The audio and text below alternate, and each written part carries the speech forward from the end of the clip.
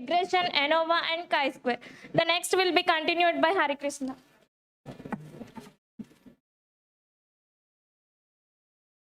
Thank you, Jasmine. On coming to next topic, variables of the study. In this study, we took two variables. One is the independent variables, include demographic factors like age, gender, education, occupation, and behavioral biases, awareness, and psychology. Next one, independent variable is investor decision making. This means investor depend on these factors. First one, regression analysis. From regression analysis, gender has some impact on investor decision, but age, education, and occupation do not have much impact. So overall, demographic factors have less influence. Coming to correlation analysis, awareness does not have strong impact, but psychology has strong impact. So investor decision mainly influenced by psychology. From ANOVA test, the result is not significant. So there is no strong relationship between awareness and behavioral biases. From chi-square test, the result is It considers only limited variables and behavioral biases and responses. And responses may include some biases and errors.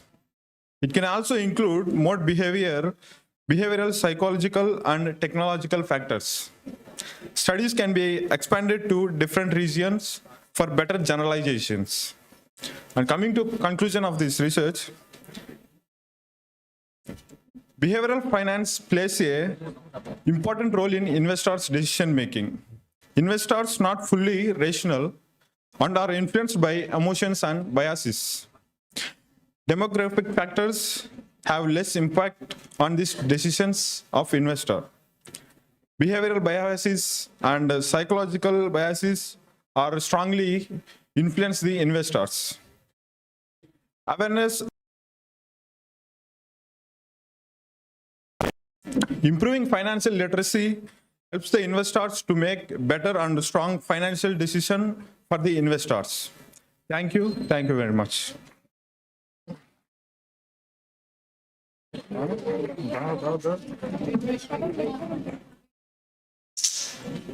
like to be questioned or simply leave this thing? Option 1 or Option leave? Don't want to answer the question. you can ask. Yes, I asked one more question. yes sir. So your sample size is 100. Yes, sir. The composition of the respondents. The composition of 100 respondents. Who are they? Sir, sir, we included. All are college school. No. Job చేసే వాళ్ళు కూడా sir Age wise. Age wise చేస్తాం. From we started from 18, above 18 years age, sir. Yes. All 100 respondents. Yes, sir. Okay, thank you, sir. Thank you sir.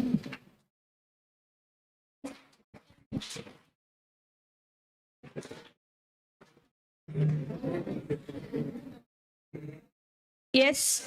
Now would I invite V. Kalpana Madam from PB Siddhartha College, Department of Commerce.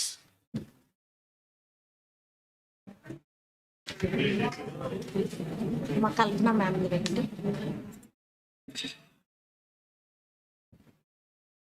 Good evening, good morning, everyone. This is Kalpana from PB Siddhartha Arts and Science College. First of all, I would like to thank for it's the great opportunity for us. Again, I come back this college. Previously, I was work here for 1 year. At that time, I was very the mingle and I was very the smartly to learn for the more things here.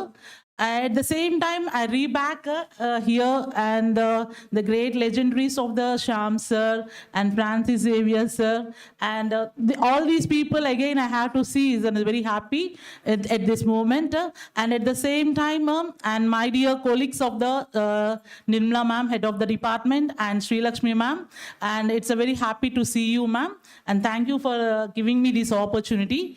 And today I was giving as the good presentation for the digital commerce. The digital commerce in the new AI era, the new AI, the present, the latest, the topics is going to be as anything, the artificial intelligence only. And these artificial intelligence is going to be connected with this commerce, this digital commerce, like an e-business, the e-commerce. So what kind of the opportunities it was giving and what kind of the challenges we are facing. So we can see on this session. Okay, it's the few minutes of my presentation. I requesting all you please listen for the few minutes to attention. Okay, and the first.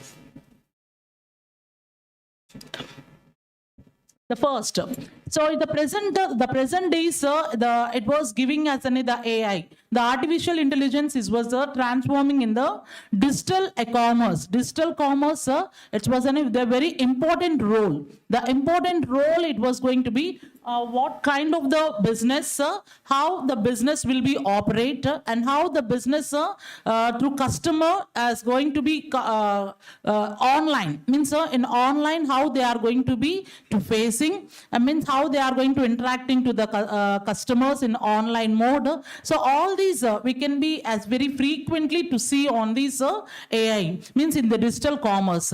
And this digital commerce is going to be to giving as the retail, means online retail. The first of all, it was giving as the present in the past days, it was the wholesale and retail markets only. And these wholesale and retail markets, it is only offline only. And nowadays, it is the new era, the new trend is going to be as in the online. The online retail marketing. The online retail marketing is going to be the customer is going to asking their own ideas.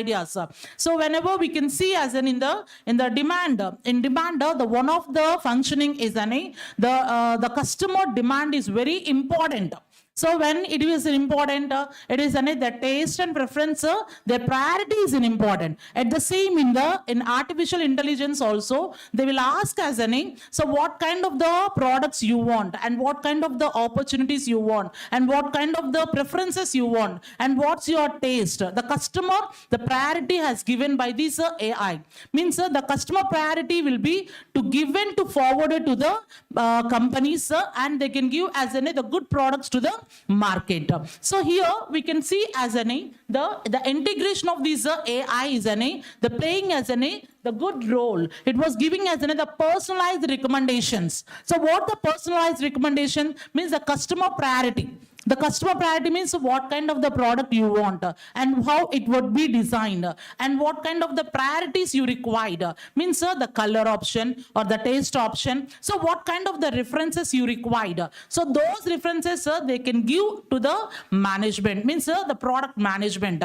So that kind of the personalized recommendation. Not only the personalized recommendations and it was giving as the customer support also. In past days, the customer support means we need to wait for the day in minimum 1 hour, 2 hour, and what the customer care will be give the answers for our questions. But nowadays it is not. But this AI generating as the immediate feedback, the immediate response, the immediately they can answering for all the questions. Whatever the questions they're asking the customers, immediately they can give the answers, immediately they can give the solutions, and they can give the priority for the customer intention only. So that is another customer supporting. And the same time, the pricing also. They can provide as the more the pricings. Means this AI is going to be these kind. For example, we can see as the Amazon, Flipkart. They can see as the different products and different offers they are providing. So this AI is going to be generating as what kind of the products is there in the market and what kind of the offers is there in the market and what kind of the priorities is there in the market they can be shown into the pricing differences also. And not only that, they can give as another fraud deduction also. The fraud deduction means they easily to find out the frauds. They easily it was giving as another the deductioning of the frauds. That is the basic level of this AI. And not only that, it was introducing as the challenges also. So what kind of the challenge is going to be facing of this artificial intelligence? So the mainly the focusing as the customer support and the customer intention only. And now we can see as what are the tools. It's not working.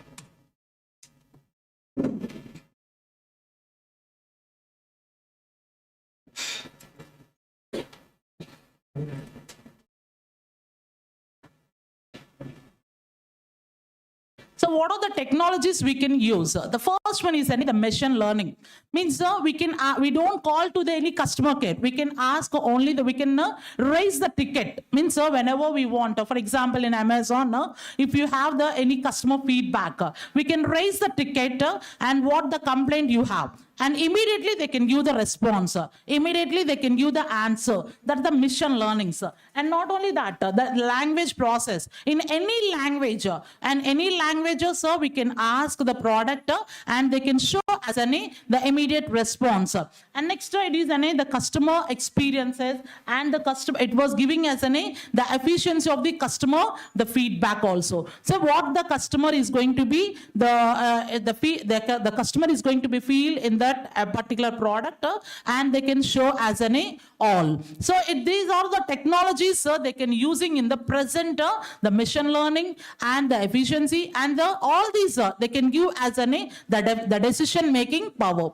So before the AI, the decision making is on the paper, and now it is on it is going to be as in the on system. Means it is an immediate, immediately they can give the process. And see what the difference between before and after. So what it was the first, the customer experience. The customer before the AI, it is the human and it was giving as a generic and uniform. So what the generic and uniform? It's the generic means when we are going to the customer call and they will give the answer. The uniformly we can wait for the hourly wait and we can get the reply. And now it is after the AI we can introduce into the these marketing digital commerce. It was giving us another personalized. Whatever you can have the personal questions you can ask for in online only. We don't wait for the customer care, they will answer or not. It is the immediate response. And next, it was giving us the customer support also. And before it is the AI, the compulsory the customer care we have to put as the one human. So one human only means the one responding of the human only we can give the answer. But now it is the computer generated. There's no need of the manpower and automatically they can reply for the computer. And next it was giving as the board targeting. So it is giving means the marketing strategy. So what's the marketing strategy? It's the before AI it is the board targeting. The board targeting means we describe the syllabus. For example, so whatever the VR courses is having and BCom or MBA. So this is the course structure and you must be learn this and you must be follow this and these are all the procedures you have to complete. Then only you will get as the degree. So that is the board targeting. Means this is the procedure we have to design before. But in the AI, it is going to be the all whatever you have. So you whatever you have to means it at any time. For example, see some courses, MDC courses, mandatory courses is there. And whenever we want, there is no need of the time. It was giving us the 5 weeks of assignment or 10 weeks of assignment. Means whenever we want, we can go and we can apply and we can complete the courses. But it is the board target means the compulsory you have to maintain these procedures. But here it is not going to the taking of any procedure. Whatever you want as any topic and whatever you have to do, take the topics or the anything and you can complete in your own way in AI. And it is the price fixing also. Here, the pricing strategy also before the AI and after AI. The before AI, the price fixing is going to be the fixed price. So it is the price is going to be fixed. When the customer will want as an ask if any bargain is there or not, then only they will change the price. But in the AI, they will not going to be ask the customer anything. And we can see as an A, the like Flipkart or anything, they will give as an A offers. For example, the mostly we are seeing as an A the food of the KFC, like whatever you are going to be as an A, the things, they can give as an A the Wednesday offers. That means we are not asking any offers. We are not asking the little bit price you had to change. But automatically the price is going to be changing, and you can come and visit our the showroom, and we can come and visit our the restaurant, and you can have it.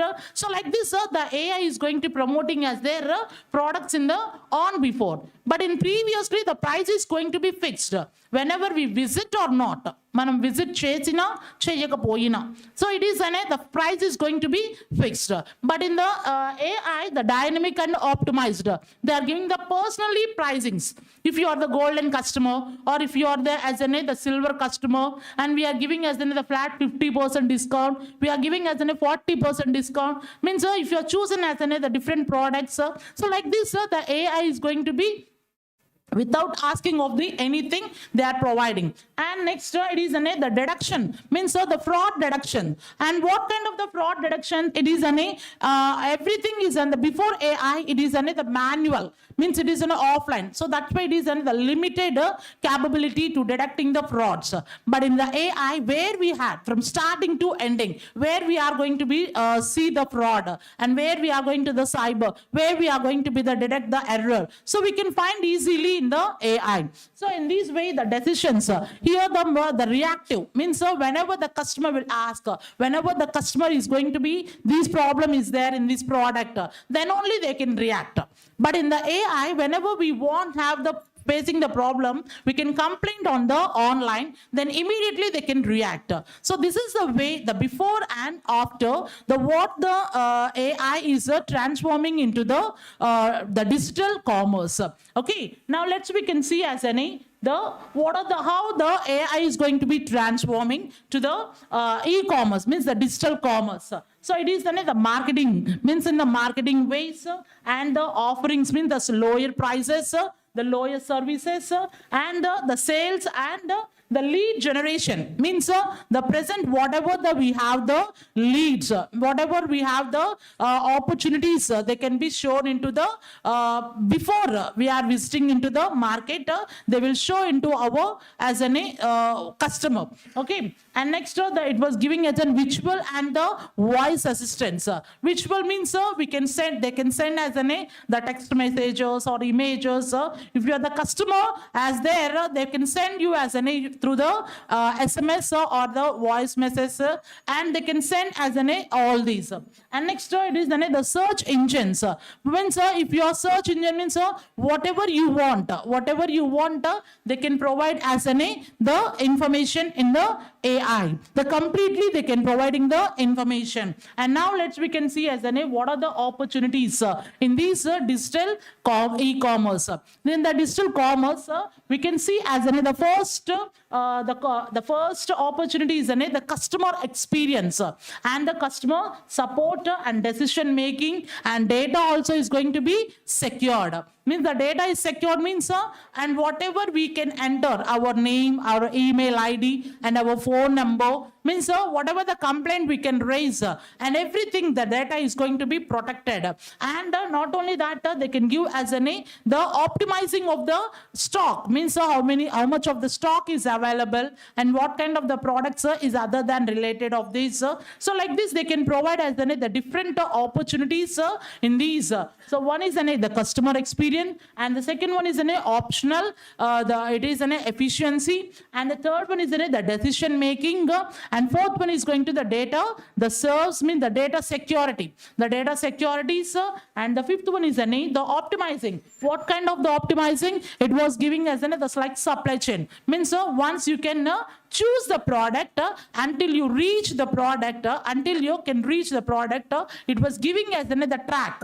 Means this is a product. For example, we can order any product in the Flipkart and they can give as another track, the track line also. So your product as nearer with you, your product is within the 2 days to reach with you. So like this, they can give as another AI information. Before AI, it is not available all these kind of the opportunities, but now it is available for the all these. And now what are the challenges we are facing of these? The one is the data privacy and securities. The main important thing is the data security is very important. Means our personal data like our email address and our phone numbers and our name and Aadhaar. So all these we can upload it. Then only we can take the product or we can take the any online services. So these kind of the services is going to be provided in the market. It was giving us the last security mean in AI. And next it is an implementation. The what kind of the implementation? It was giving as the infrastructure and the skilled. Means what are the skills we are having before AI? So, but this AI is giving as the good for us. But at the same time, in my opinion, what they are going to be before the AI, everyone we can write as own. So if any letter or anything, we can write with an own language and whatever we have our thoughts and whatever we have the knowledge. But this AI is going to the presenter and we are going to typing the information and how to write and what kind of the information is required. They are giving us a structure. But it is a benefit, but we are losing the skills also, and our skills we are losing. But we are using as the technology is updated, but we are losing our skills and we are not using the own skills. So that's why it is also the one of the challenge. And the ethical issues. The ethical issues means the leading. So present now I was tell you, so we are not using as anything. We are not using as our brains how to write the letter and how to type the information. Means whatever we want, we can type it into the like ChatGPT and AI Ask in Germany. So like these are the n number of the things has came into the market. And next it is the technology dependence. It was giving as the technology dependence means to reducing the human decision. Means we are not using as our own ideas. We are always asking we are always depending upon this AI only. So because we are not going to be thinking what we can do, what type of the decisions we can take. So we are not using of anything, but we are always to depending upon these AI technologies only. So that is also the one of the challenge to develop our human side. And another one is the skilled, the trained personally. So it was giving as the personally we can give the training. Means there is a shortage of the trained. What kind of the shortage?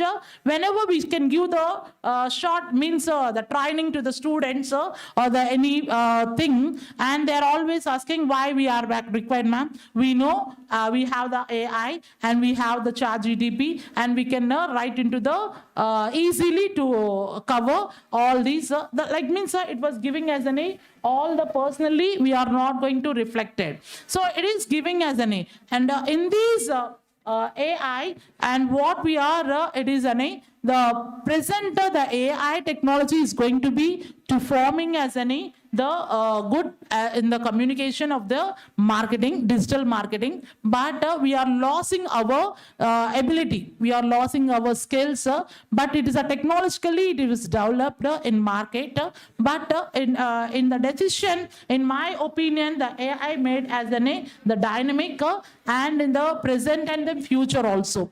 Okay, and it is in my opinion the AI tools is very good.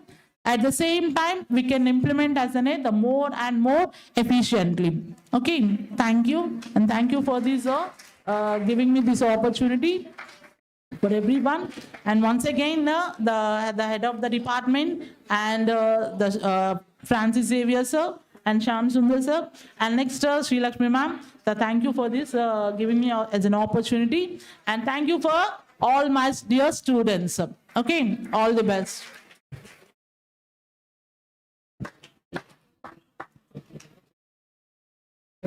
Next, we have K. Tejashwini and Nitish.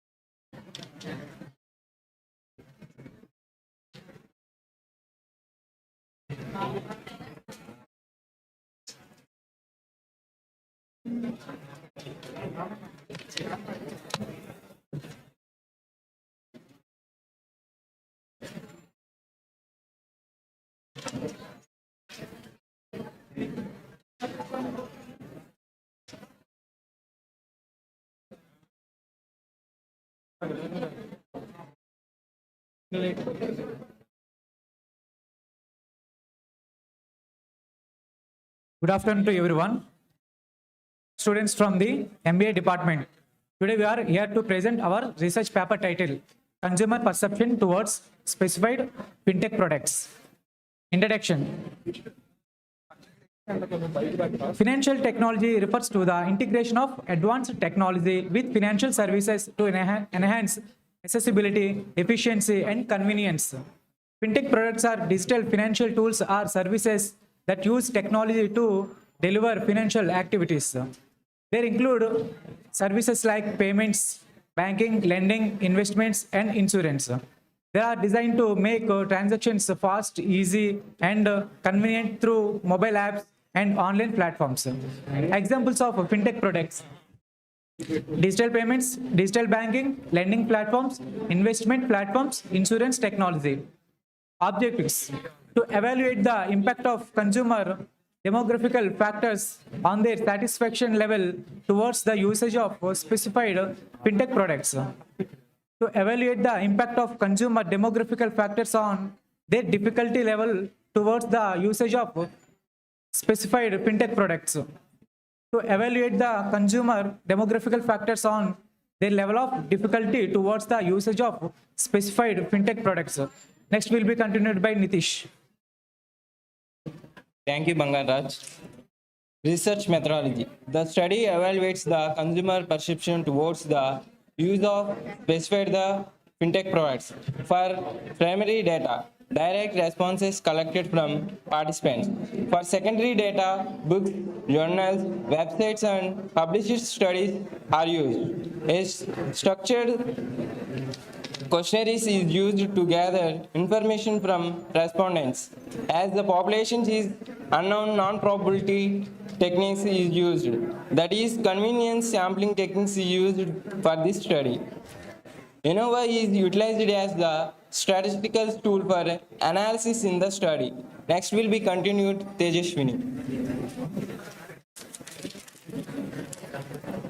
Here in the hypothesis, the independent factors are age, gender, education qualification, occupation, annual income, and marital status.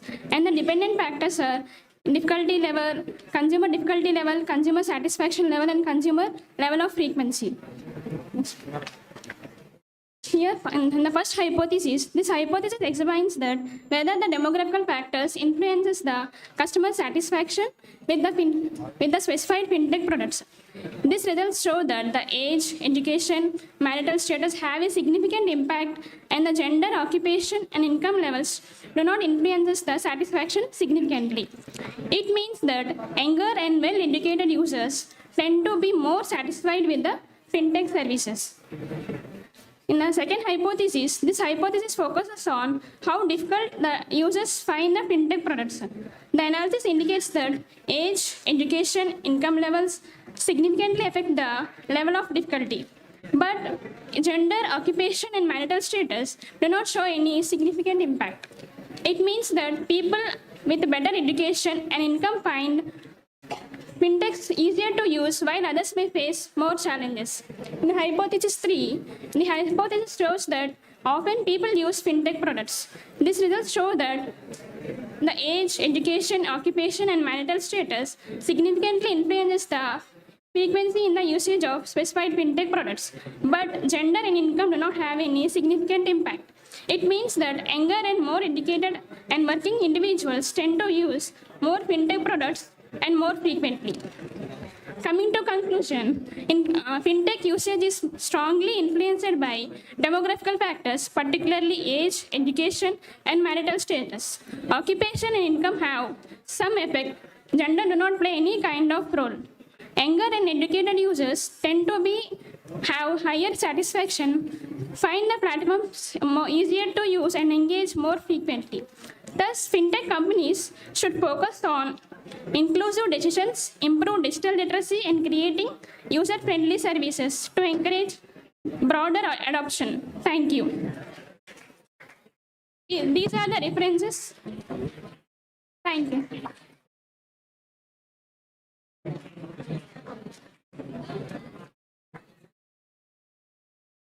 Next, we call upon T. Meghana, Hadasa, and Munibabu.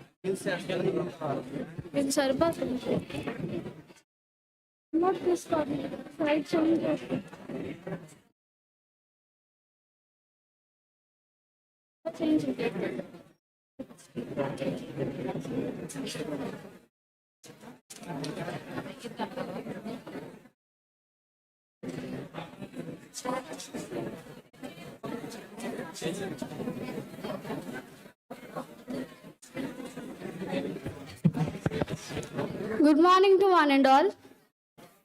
I am Hadassa from MBA, and these are my teammates Meghna and Munibabu. We are honored to present our research paper based on investor perception towards ESG investing. Our paper is based on main topic of ESG investing. Coming to what is ESG investing. ESG investing is an approach which selects the companies which have sustainability, and it manages how the firms manage the environmental risks and employee relationships. It helps the investors to balance the financial ethics, financial returns with ethics, social and governance factors, and it also helps to invest by various investors through their personal ethics and their behavior. Next, we have research objectives. Our first objective is to the demographic impact. The demographic factors like age, income, gender, and occupation to assess the relationship between demographic factors and the ESG investing. The second objective is risk tolerance.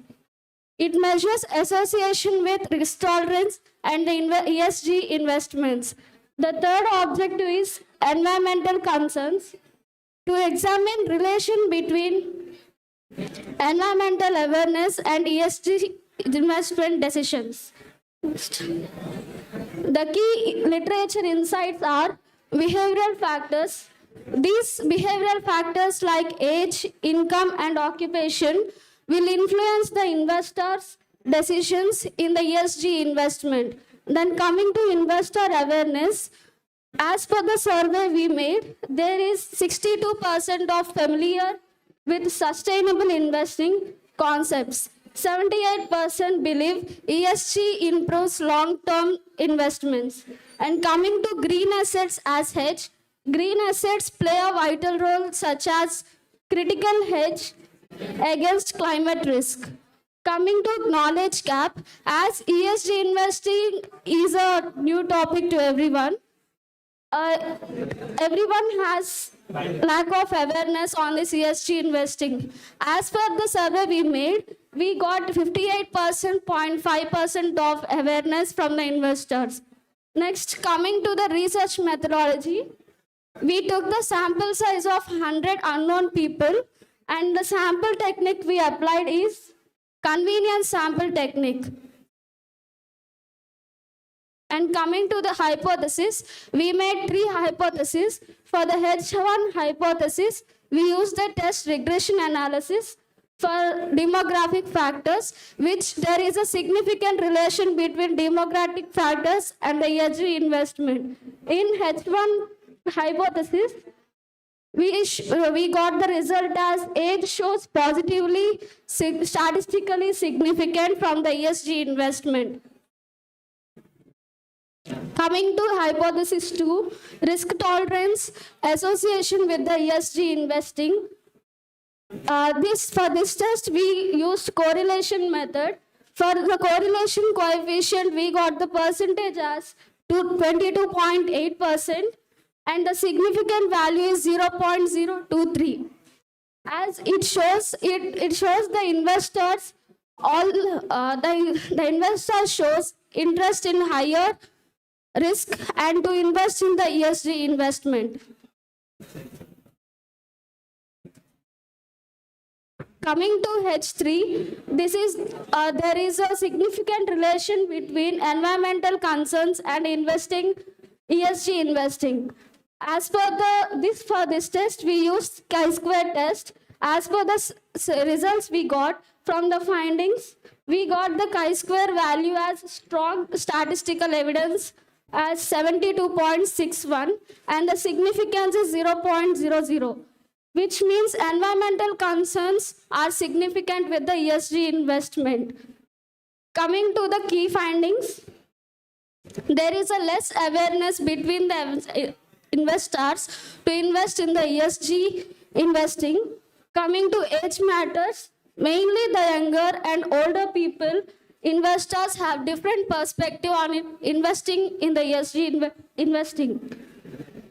Values influence.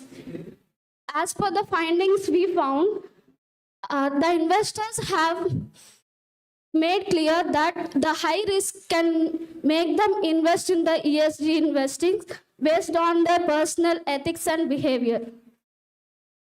Coming to the conclusion and future outlook, first one is improve education. As we got that there is less awareness between the investors about ESG investing, the future should focus on making the investors to educate about the ESG investing.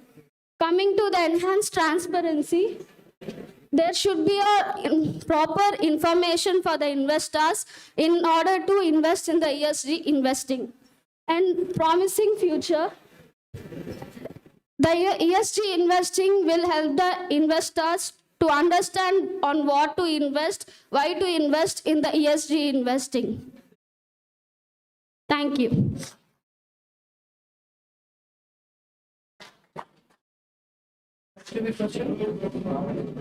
Questions?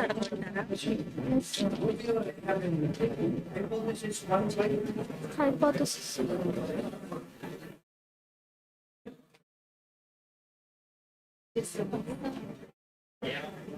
Significant or insignificant? It is significant. Age is significant. No, sir. Age is significant with Hypothesis one.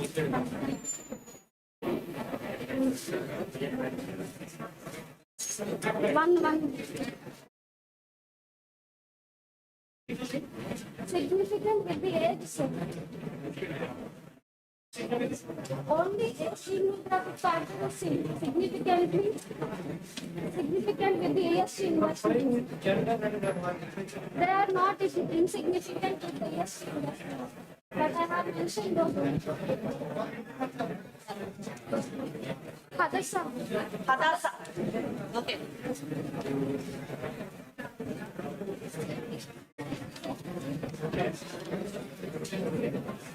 Now we call upon Satvik Devarakonda from BBA department.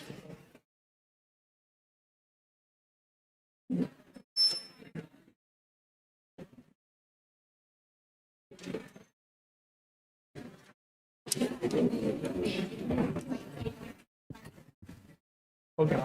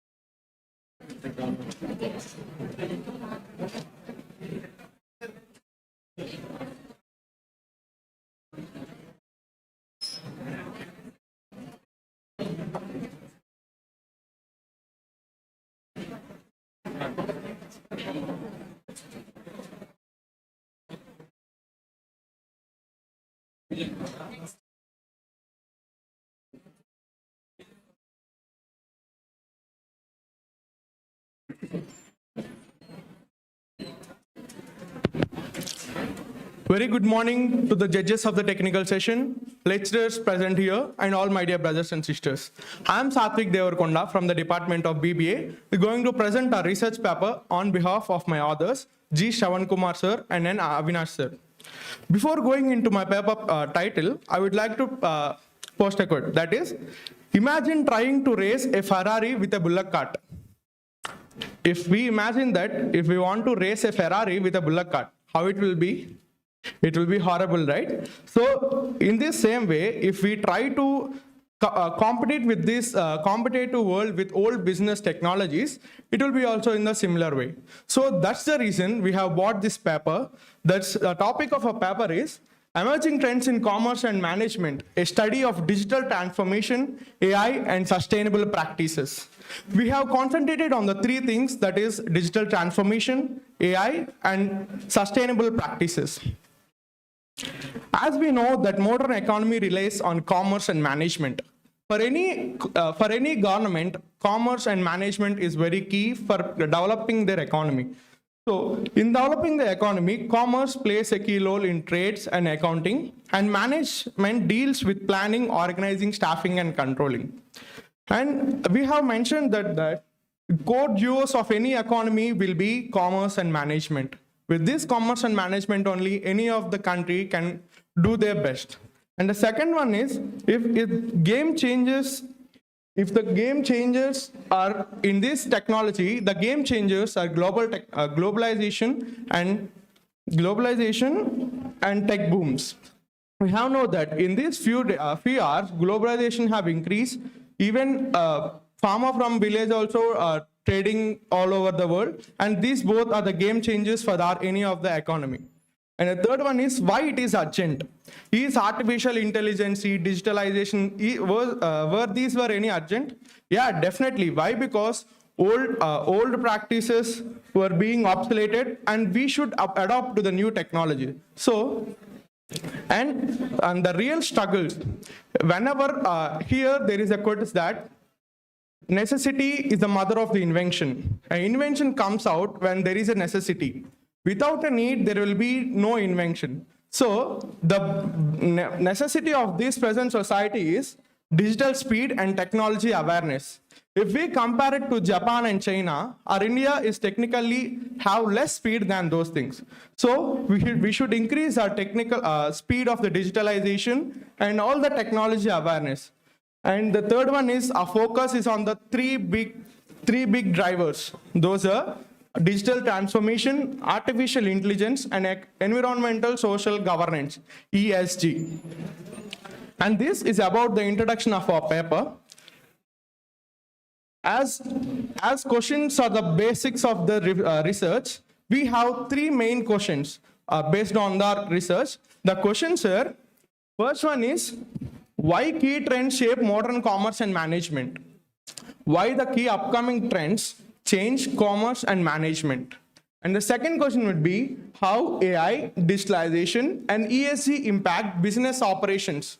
What are the impacts of digitalization, transformation, and business operations? And the third one is, challenges and opportunities arises from adapting to these trends. And what are the challenges we have been facing for adopting all these changes like digitalization, artificial intelligence, etc. With these questions, we came to find out the objectives. The objectives of our paper is to identify and examine the key emerging trends influencing commerce and management in our modern economy. As our conference itself focuses on the upcoming trends and key trends of commerce and management, our first objective is to find out the key trends in the commerce and management. And the second objective is to analyze the impact of digitalization, artificial intelligence, and ESG practices on business operations and organizational performance, how they are impacting the organization operations. And the third objective is to evaluate the challenges and opportunities faced by organizations in adopting those emerging trends. What I have already discussed, what are the challenges and opportunities facing by the companies to get all those artificial intelligence and emerging trends. And the scope of our study is, first thing is digital transformation.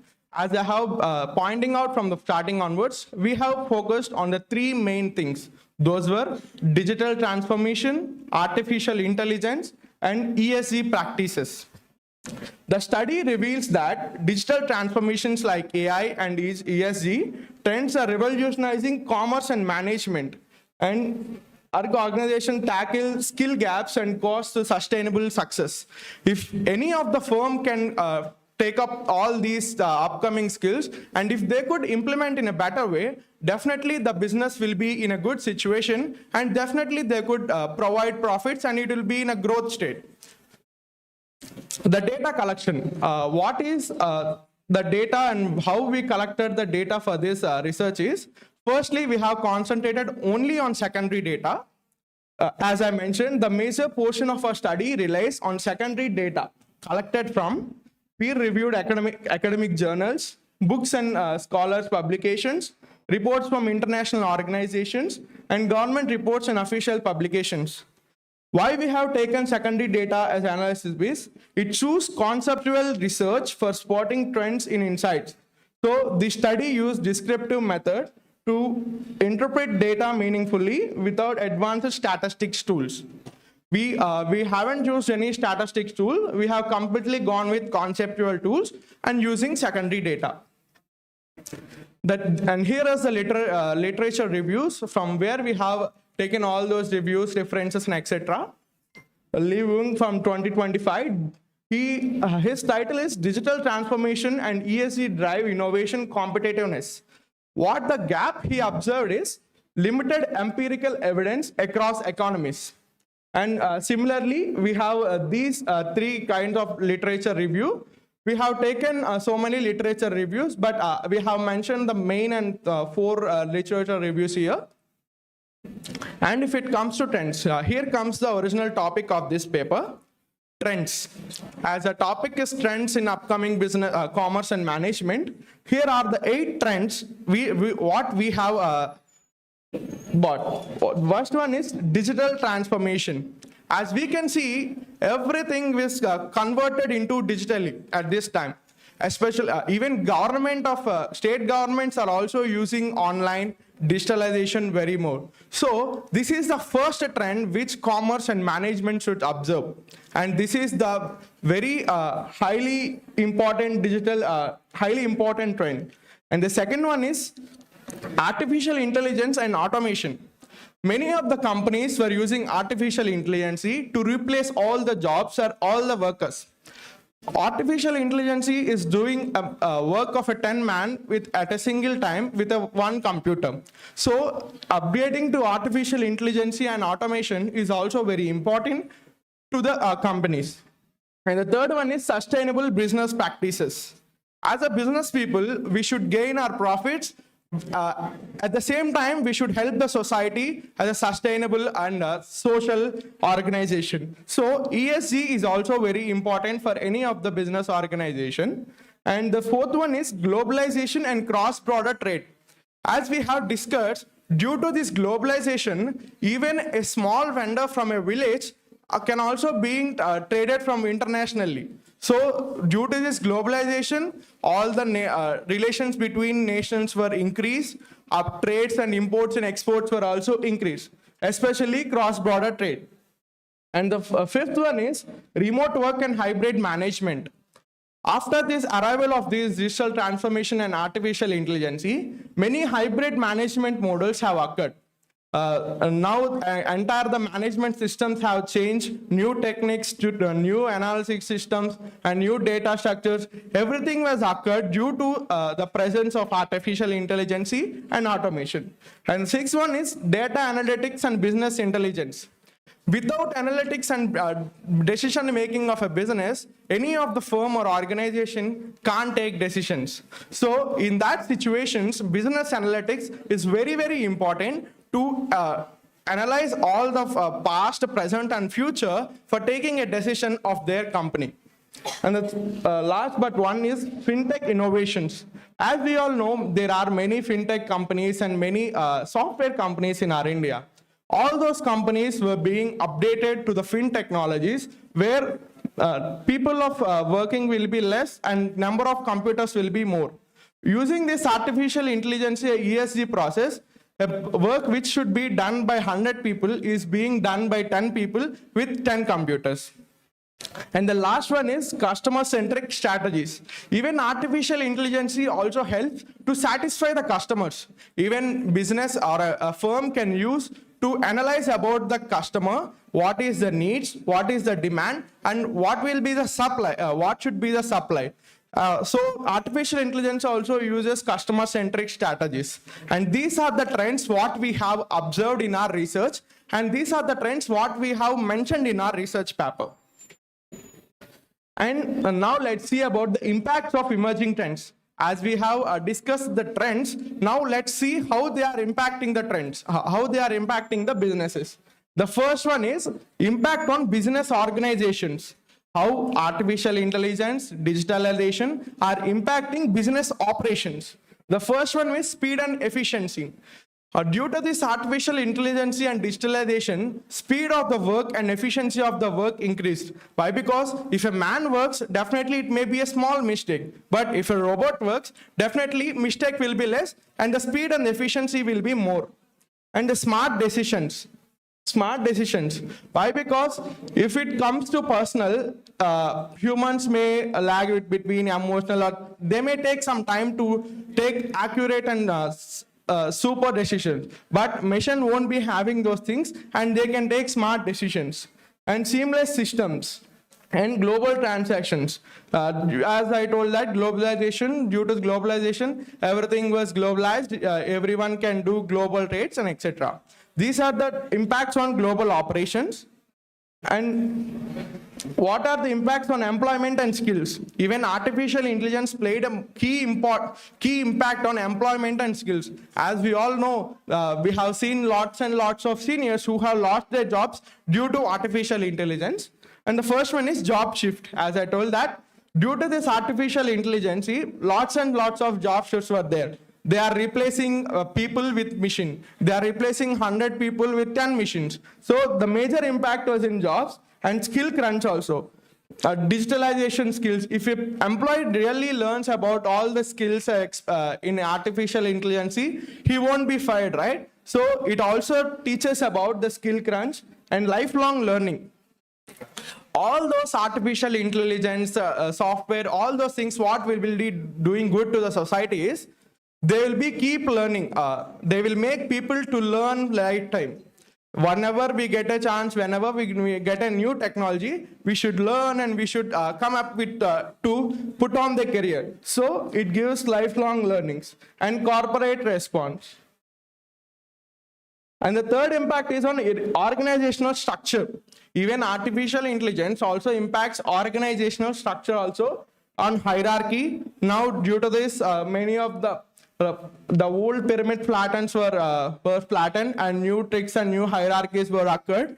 And virtual teams, even now they are forming virtual teams, like some team will be in the offline at their offices and the rest of the team will be working at online on their homes. So this is also very benefited for the companies. Why? Because if an employee works from their house, it will be helpful for management, as no need of accommodating them and etc. And cross-functional networks and leadership challenges. Due to this artificial intelligence, there are many leadership challenges have also been occurred. And what are the challenges in adopting trends? There will be challenges for anything. If we want to do anything, definitely there will be challenges, right? The main challenges of our paper were data privacy issues. As Kalpana ma'am also mentioned that if everything was digitalized, our personal content will be digitalized and no privacy will be there. In this present society, the privacy of the people is very less due to this digitalization and computerization. And technological costs. If a computer works a man of 100, it won't be comes from a low cost, right? They should afford lots and lots of budget to acquiring those technologies. So the technological cost will also be more. And skill gaps. Yeah, I got a computer which works at 100 people, but I don't know how to use. So there is a skill gap where we should learn to use that machine in an effective way. And the fourth one is regulatory issues. Definitely there will be issues, and in some situations they may know technicians or help from the society. So there will be also some regulatory issues. And management implications and suggestions. In this research, we have find some suggestions to the companies and to the society. If they get with these suggestions, definitely they can do better in their business or anything. The first one is skill development programs. As we discussed, many skill gaps have been occurred. There is a computer, but we don't know how to use that computer. There is artificial intelligence. There are many tools to make our work easy, but we don't know how to use those tools and what are the tools. So for those reasons, we should develop skill development programs in every organization to develop the skills of the employees or employers. And the second one will be adoption of new technologies. As we know, if we include new technologies, company will be benefited by reducing the cost of production or etc. So adoption of new technologies is also very important. And policy support. It comes from regulations from the government. Even if a firm should maintain their things, the government should also help them, and it should be under the rules and regulations. So this is the policy support and strategic planning. As we have said that, with all these data-based and data analytics, the strategies can be planned more efficiently and effectively. And these are the future research directions. Up to the suggestions, we have completed our research, and we have 4 future research directions for our upcoming researchers. The first one is study how trends differ. We can study on FinTechnology, manufacturing, and retailers. Definitely a paper can be discussed on FinTech, manufacturing, and retailers. And tackle developing economics hurdles. How the economy is going, how the economic hurdles are being, hurdles on paper can be written on economic hurdles. And AI in business decisions. How AI can be used in business decisions. and tackle intense and lasting shifts of temporary reactions. These are the further research directions for our paper. And in conclusion, technology plus sustainability is equal to future. It says that if we use technology in a sustainable way, definitely our future will be great. Why? Because if we be like, I don't want any technology, I don't want sustainability, but I want future, it won't be right. So if we could update this technology and if we can work hard, definitely our future will be right. And adopt to survive is very important. And these are some of the reference for our papers. And thank you for giving me this opportunity, especially Shravan sir, for giving me a chance to present the paper. Thank you. Any questions, ma'am? Yes, sir, definitely, sir. It's my privilege. Yes, sir. Mobiles, electronic devices, these are all important. How this digital transformation is affecting the environmental sustainability? Yes, sir. Definitely, digital transformation is affecting the environmental sustainability. Why? Because it may cause some loss of employment, and even if we increasing computers and etc., pollution may be also increased. Sir? Pollution may be increased. If we place a computer here, definitely there should be AC. Without AC, computer won't be working. So due to this, environment is disturbing a lot. Yes, sir, it's my, even environment is, yes, sir, so, yes, definitely, in my next research, definitely I will plan that, sir. Thank you, sir, thank you very much.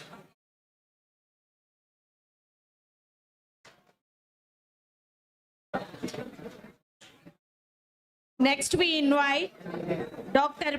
P. Guru Prasad sir from PB Siddhartha College.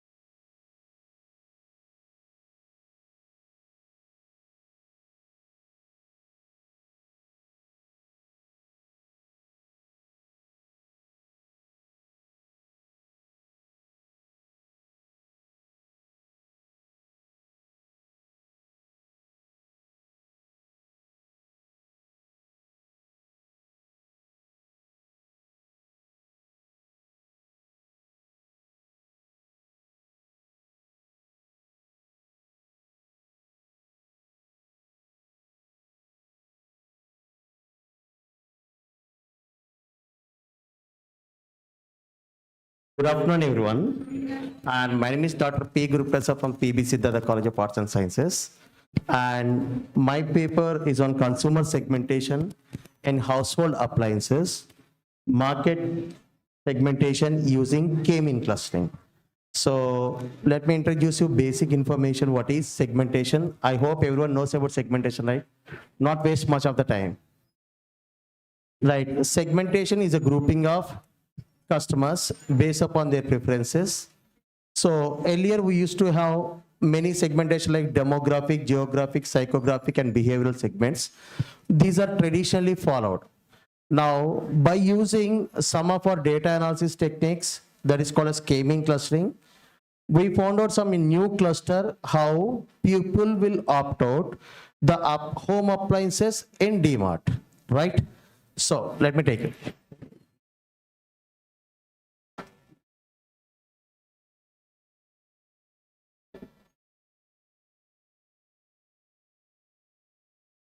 So introducing my paper, so the rapid growth of home appliances market, and next one, diverse consumer needs, traditional segmentation insufficient, need for data-driven techniques.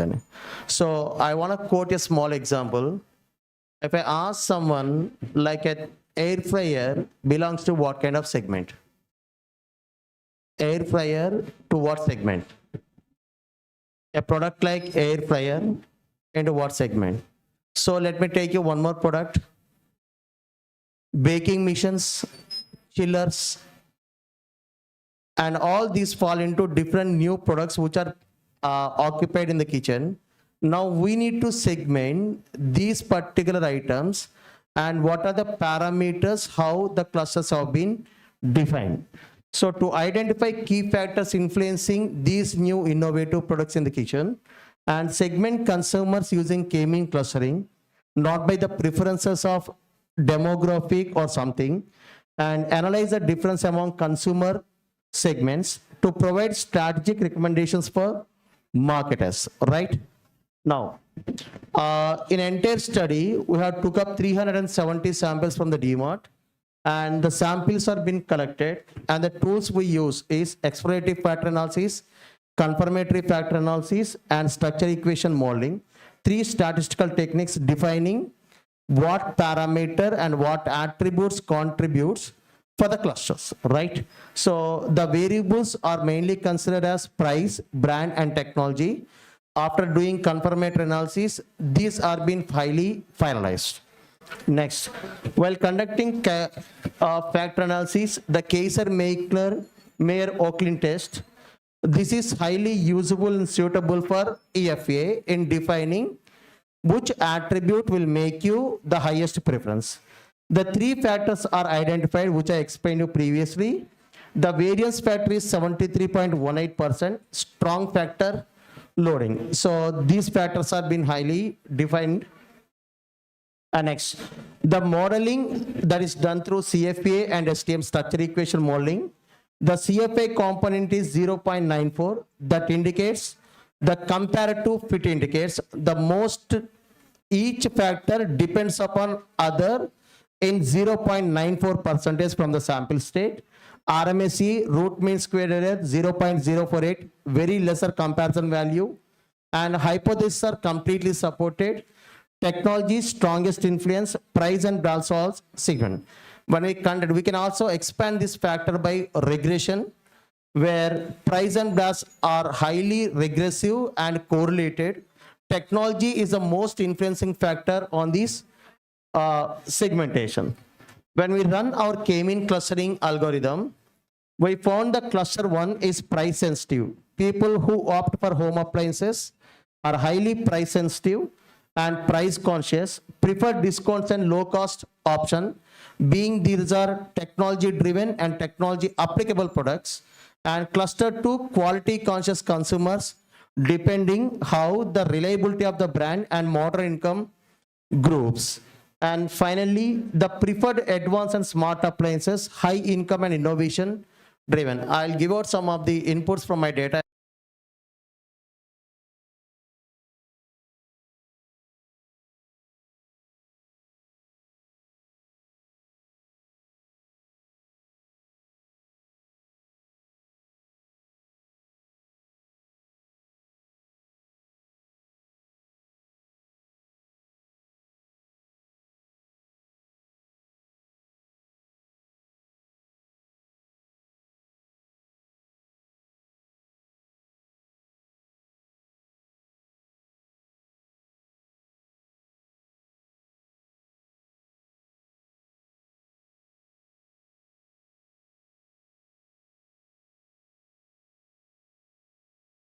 And the promotions can calculate the second factor.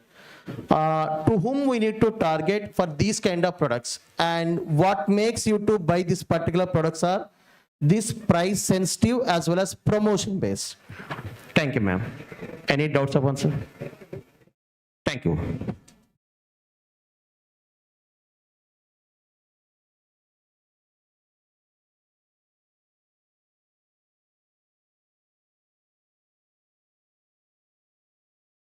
Again, and I also had one more.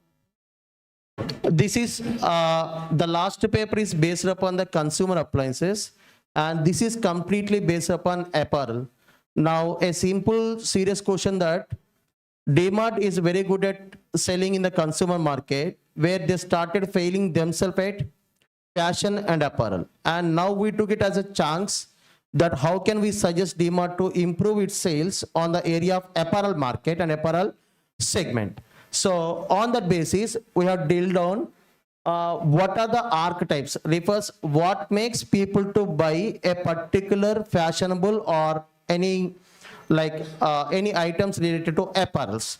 Now we have designed or we have coined out some archetypes for only on the base of DMart, which is into retail and which has been a successful, where it has a loophole of, I cannot say loophole or a gap, that where they cannot good at these areas, right? So the three people we have presented this paper, and we conducted the same technical analysis. What we do is D2C, direct to consumer for apparel, understanding customer behavior beyond traditional demographic segmentation. And now there is a tradition of Indian people. Generally, they keep on buying apparel at the times of occasions, like on a birthday, on an event at the home, an occasion, or maybe a festival. Now, people have started moving from these regular aspects to general aspects. Now, when we're moving to buy an apparel in a staple line of the time, that is 80 is standard, which I mentioned. When we contrast the reliable attributes, the alpha values are very clear, and the Cronbach alpha, which results our questionnaire and data is acceptable more than 0.75%.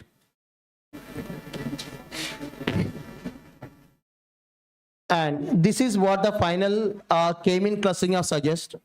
In PF1, the price pattern analysis, I frequently purchase apparel product from direct to consumer brands, that is final acceptance. Second, I make repeat purchase of apparel products within short time of interval, very frequent buyers. And third is I regularly shop for clothing items throughout the year. Out of all these, what is the monetary value that has been contributed?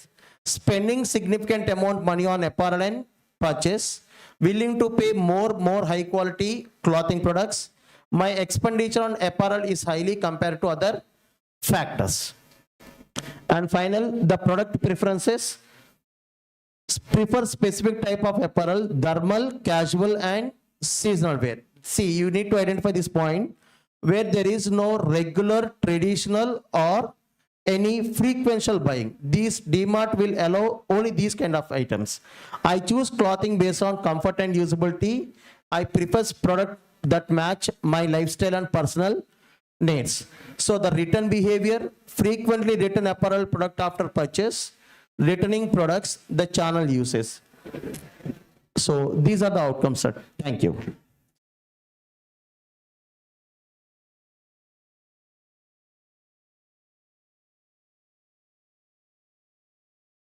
Thank you, participants, for your presentations. At outset, I thank Dr. Shyam Sundar sir and Dr. A. Srilakshmi ma'am for chairing the session. Thank you, sir. Thank you, ma'am. Now, students, we will move on to the lunch and we will assemble at 1:40 sharp. Yes? Yes. You can go for lunch now.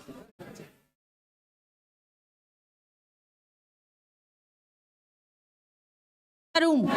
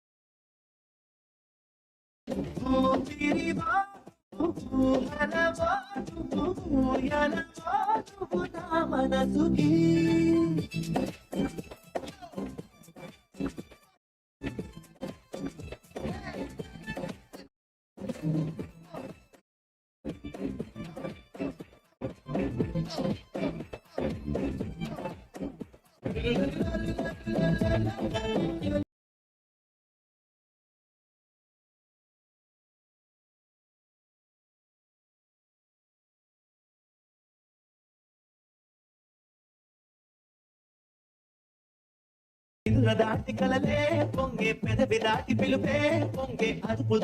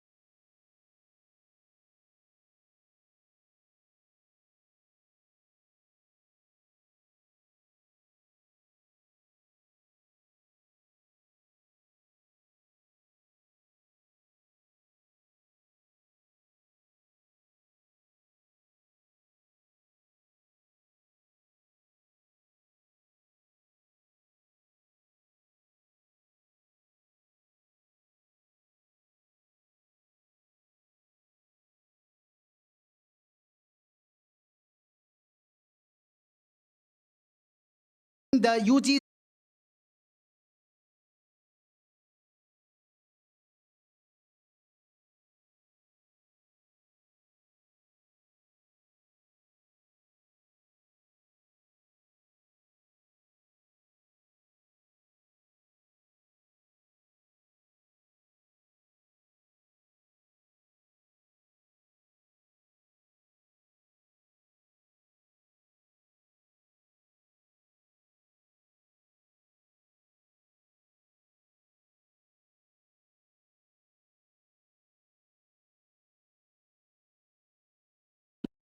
Loyola College is going to become now. This is the strength of the transformation. My focus is there, how the transformation has taken places from to the Indian knowledge system to the digitalization system. Now, what am I speaking? These are all the practical, these are all the laymen. Even the farmer is also using all kind of techniques what I'm speaking over here. Not like MBA postgraduate, not like a MCOM postgraduate, not like a BBA graduating or commerce graduating, nor by to the faculty, nor by the vice chancellor. So layman is also using now. And they are predicting and they're forecasting now. And that could be the data analytics have come now. Again, when the data analytics will come, definitely there may be transformation. The contemporary changes will take places. We have to embed it with the technological system. When we are looking about the seamless embedded system is there, definitely the data enter centers like customer care centers, like telemarketing centers will go away now. We will focus on to the data analytics people. We are going to focus on to the data analytics people, looking about that, how the transformation is taking places. Now the integrated subjects have come now. Not confined for only commerce and management. Now commerce management is clubbed with the mathematics. Mathematics clubbed with the physics and chemistry. And commerce is clubbed with the psychology and philosophy. Lot of transformation is taking places. Again, my dear students, in our language, interdisciplinary subject or multidisciplinary subject. The concept has come in the year of the 2020 now. Then apart from that, we got the fintech, then the GST, IT returns, everything we have started using through the computers. Even the HRM also started using about the computers. Performance evaluation, 360 degrees evaluation started by using about the computers. Everywhere now we are moving towards to the digitalization. We are moving towards to the computerizations. We are moving towards to the upgradation of our subjects and knowledge. Again, you can look about that. Now this 2020 itself, AI started now. AI is in many form. Again, looking about the AI, automation has started, augmentation has started. Then the sustainability is again big question now. Everything automations, as I told you that customer care center, telemarketing, those will go away. Chat box will answer all the questions. This AI will engage the customers. Definitely AI will engage. Whatever the questions you raise it, that is going to answer for it. They will engage anytime, any questions, big questions, small questions, ugly questions, right questions, any questions you ask it, that is going to be engaging the people is there. And not only engaging, and that is driving towards to the financial analytics. AI is driving to the financial analytics. Again, my dear students, just to take anything, you can take Gemini, you can take the Perplexity, you take anything you can take ChatGPT. When Greek also you can take it, anything you can take it. Just you type it, I am earning 12 lakhs per annum salary. How much I have to pay the income tax for the assessment year of the 25 and 26? Please listen, my dear students. The fraction of the second, you may not complete the complete question, the answer is going to give the ready-made. fraction of the second, you are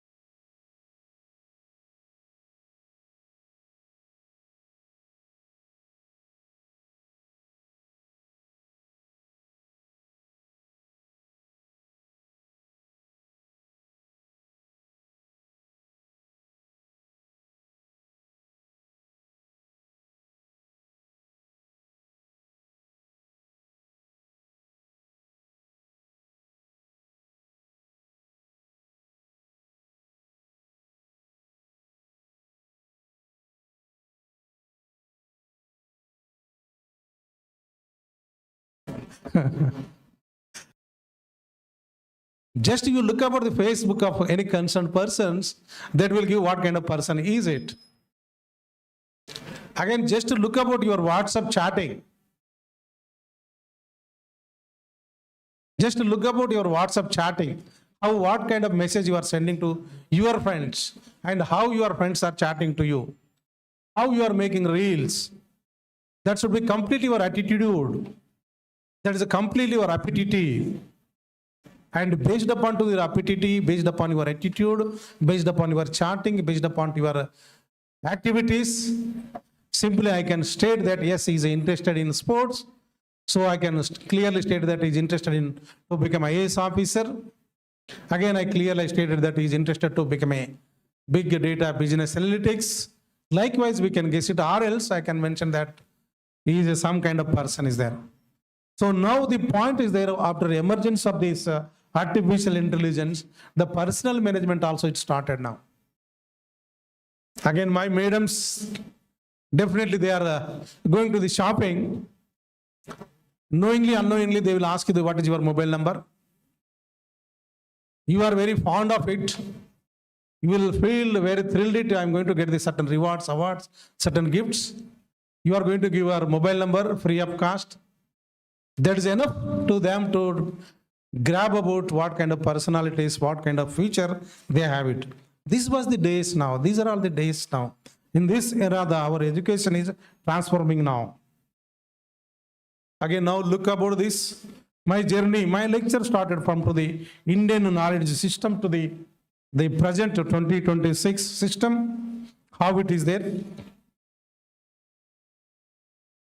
You can see that how it was there, traditional accounting, financial practices, then this lot of things are there. Now look about this, how this transformation has taken place is double entry system principles have gone up, financial management system has gone up, insurance and everything is on fingertip now. Everything is on fingertip, everything you are going to find it through the apps only. Even taxation also, you need not to take any tax forms. Just to take the computer, just to take the app, just you can fill it and you can come out with that what kind of taxes, how much taxes you are going to pay for it. Again, strategic management, even operational research is also there. Now the strategic management is very, very important into the emerging about the artificial intelligence era. But the strategy means some innovative thoughts, some desires, some expectation, some dreams, some goals, some thoughts, some expectations, some hypotheses, some your feeling. Actionable feelings, actionable goals, are you formulating or not? And you have to check it with the help of the AI now. The complete transformation has taken place now. Now look about the technology driven and integrated driven society we are now. Again, we started usage of the AI. We started usage of the data analytics. We started the digital civilizations, as I mentioned that Seamlessly, simulation is required, and the online platform of learning also started now. The transformation is taking places now. Again, look now, look at the now. Please observe about it. Whatever the curriculum we are formulating now, those were the days. We prepare the syllabus, pedagogy. We prepare the curriculum. Then monotonously we are teaching to the students. Teaching uninterruptedly, descriptively, they are writing the answer scripts, 34 pages or 52 pages. They are getting cleared their degrees and awards. But now the transformation has taken place. Now the curriculum, pedagogy, we are preparing in consultation with the industry people. What industry is required? Whatever the industry is required, according to that, we are preparing for it. Then according to their needs, we are sending the students to the internship. According to them, they are preparing to the project report. According to that, we are preparing about the mentorship. Here, my dear students, or even faculty members, why the affiliation system? Why the autonomous system? Why the higher education system is failing now? My dear faculty and my dear students, please make a point each. The University Grants Commission, even AICT, even the ranking NFRC, every institution is stating that please build the mentor and mentoring system. But these are all mentor and mentee system on only papers. The education system, particularly commerce and management, has become as a very passive system, not an active system. What the passive system means? I will come with my old notes. Monotonously, I am teaching. If you like it, you are learning. If you don't like it, just you are killing your own time and you are going away. After the class, I don't bother about my students. Even the students also did not bother about the teachers. And there is a very big gap between the students and the teaching. I can alone do something work. No, my dear students. Make it a teamwork and interact with the faculty members. Definitely you are going to work on it. Means, now whatever the curriculum, whatever the pedagogy, whatever the syllabus we are formulating, we are looking after all these issues now. Now the commerce and management education, though we may be talking about interdisciplinary subject, though we may be talking about a multidisciplinary subject, but still we are going on to the specialization also. Looking about the specialization, we are moving towards to the data analytics. We are moving towards to the business analytics. BA, not BA means business analytics we have started. Either BBA or BCom is there. Again, digital marketing we have started. FinTech, healthcare, and any subject is there. We are integrated with the technology. Any subject, even statistics also there, we would like to integrate it with the technology. Again, the coming days, definitely we may be moving towards to the hybrid system. Even University Grants Commission also stating that better to go with the hybrid system. What is the hybrid system means? Some of the practical subjects, students, they can come according to their convenient time to the colleges. Some descriptive theoretical subjects, they can learn through online, through using about the SWIM portals, using about the mock portals, using about the online YouTube channels, and very important subjects only they can come to the colleges. So definitely when the Indian knowledge system we are moving towards the hybrid system. Hybrid system means some subjects into the online, some subject into the offline mode we are moving to now. Again, when we moving towards to the hybrid or online, offline is there, definitely ethical values and sustainability is a must into the any subject.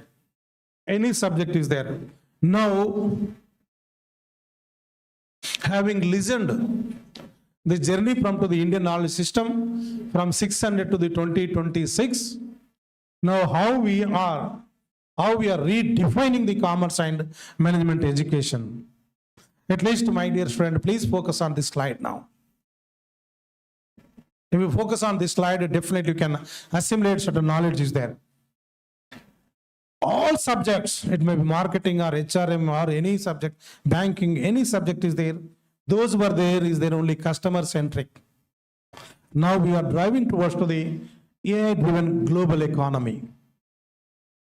We are driving towards to the AI driven global economy. Any product is coming universal product. Any subject is coming universal subject. And it is available in America, even Visakhapatnam, Vijayawada, Hyderabad, even rural area of Tenali also. Wherever you go, that is available now. Now this is a redefining about the complete commerce and management educations. There you need not to focus on to the customer centric. As I told that there is no customer care center, there is no telemarketing, there is a need not to be identify any persons.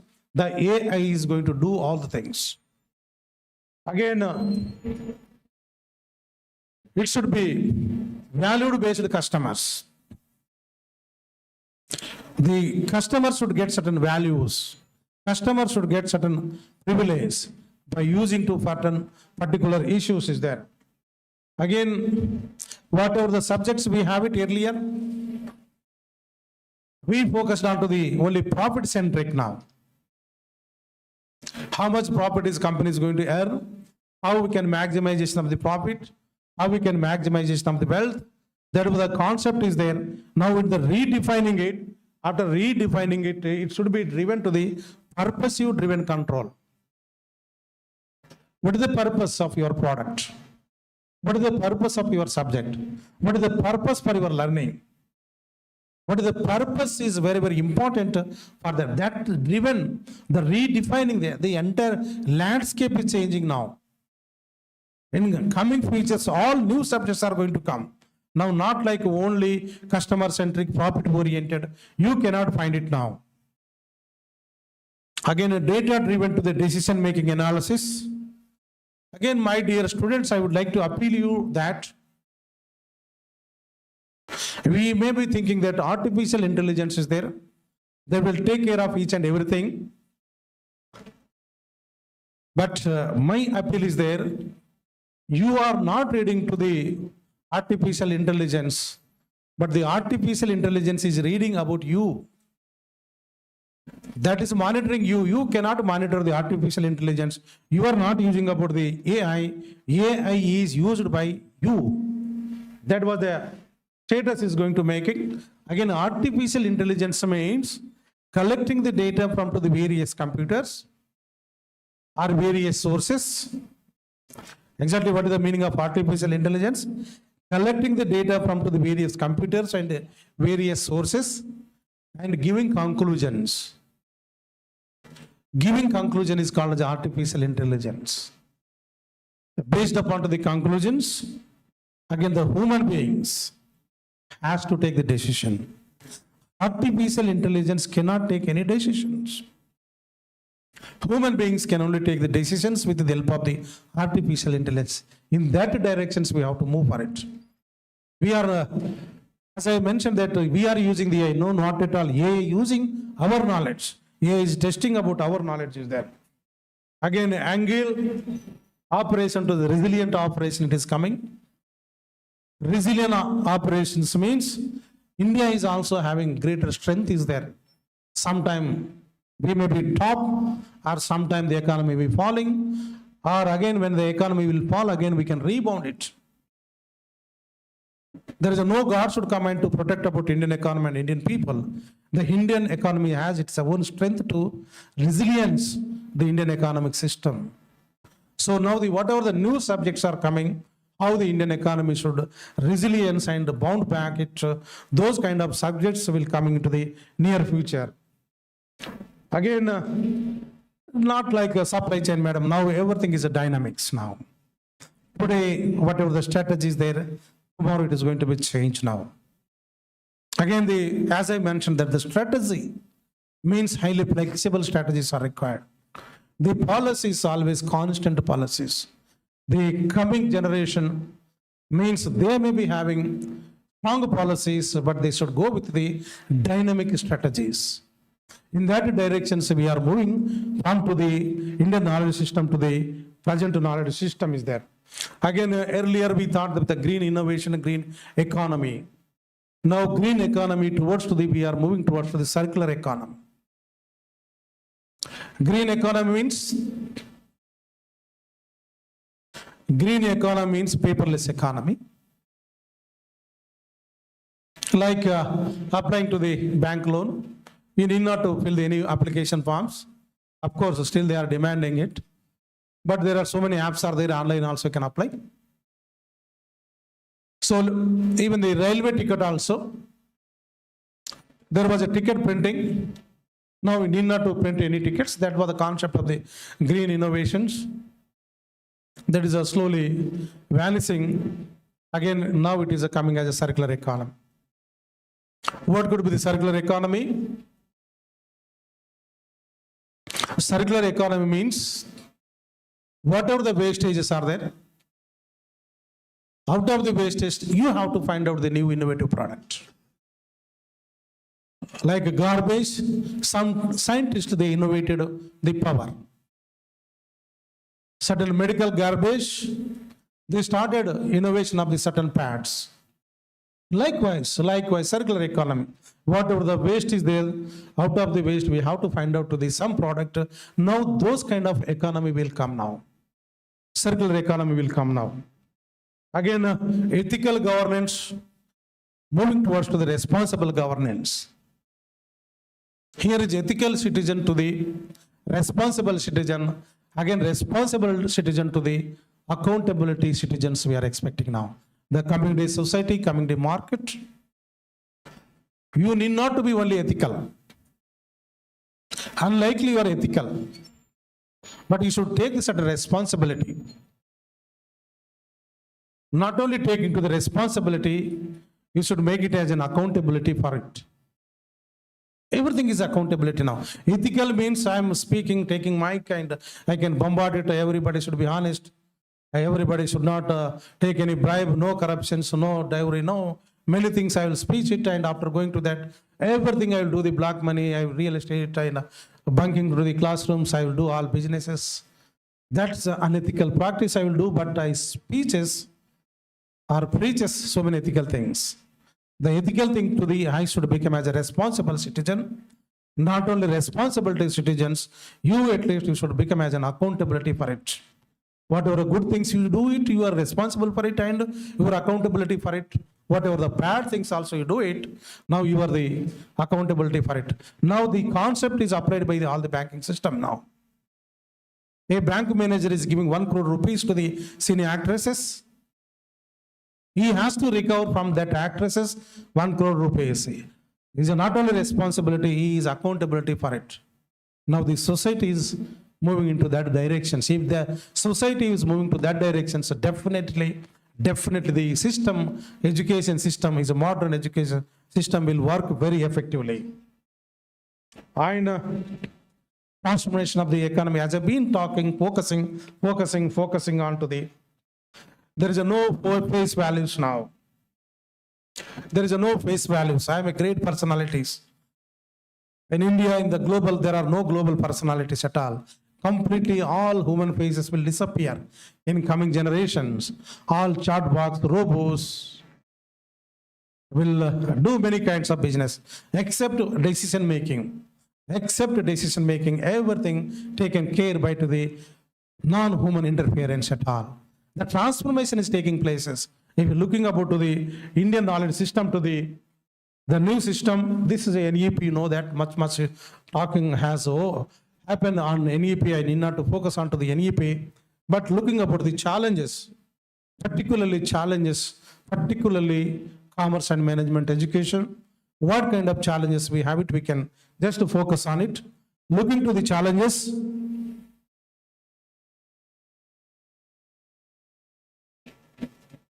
there is a very deep gap into the human beings. There is no gap between to the infrastructure facilities. There is no gap between to the system. System is good. Infrastructure is also good. As I told that Dr. Francis Xavier invited me in 2014. I was very happy. Then coming about to 2020-26 also I am very happy. At that time there was a fans for that, but the weather was cool. Now even AC is also that weather was cool. Infrastructure is good. But how best you are learning for it, that is a very, very important now. Because of your sitting, you are learning, you want to learn something out of the 60 minutes of the time. So there is no gap into the system at all. There is no gap into the, even the infrastructure also. The gap is in your you. The mindset of citizens must be changed. What could be the mindset of the citizens? What could be the mindset of the students? Why I should do PG? Why I am doing this? By yourself, you degrading yourselves. You are undermining your own confidential levels. My dear students, be strong enough. Build your own strength. Don't depend on to any other strength. Be brave about it. Be confident about it. Be innovative yourself. Be creative in yourself. Be prioritize your works. Definitely, whatever the gap into the commerce and management education, definitely the all commerce people or management people are going to get the employment. Again, the curriculum, unfortunately, then either by the University Grants Commission or autonomous colleges or any council of higher educations, they started very frequently revising the syllabus. They are ignoring to the, collecting the feedback from to the students without consulting to the stakeholders, either affects bodies, either University Grants Commission or state councils or autonomous colleges or universities. Passionately, very frequently they started changing the syllabus. The curriculum is changing. That was also a great challenge into the commerce and management education. Again, academic administration means all teachers are engaged into the administrations. They have to take the admissions, they have to take the scholarship, they have to do many kind of works, but the focus is not given onto the research work at all. The teachers should focus onto the teaching as well as onto the research. If they focus onto the research is there, definitely their outcome, their lectures will be different. Just coming to the classes and bugging it, that could be the difference is there. Therefore, the academic administration should also be only teachers are given classroom and research work should be given for that. There is a very big challenge into the academic institutions. Again, the attendance, even the Supreme Court also. You know that what the Supreme Court of India has given judgment? Any students? But the recently Supreme Court of India has given judgment. My friend from Calcutta, you may not know. My dear students, the Supreme Court of India has given recent judgment. Attendance is not mandatory at all.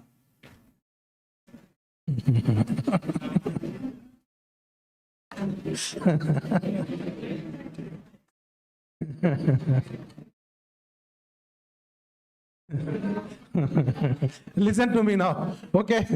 Means, please, no. There is only judgment of the Supreme Court, not applicable to Visakhapatnam, not at all applicable to the Andhra Loyola colleges at all. Please note it.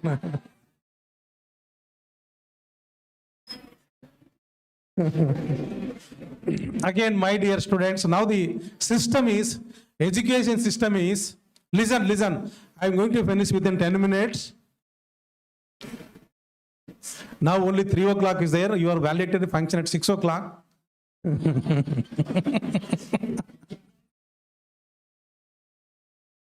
Okay, fine. Now listen to me now. In the present scenario, present education system, you may be PhD scholar also.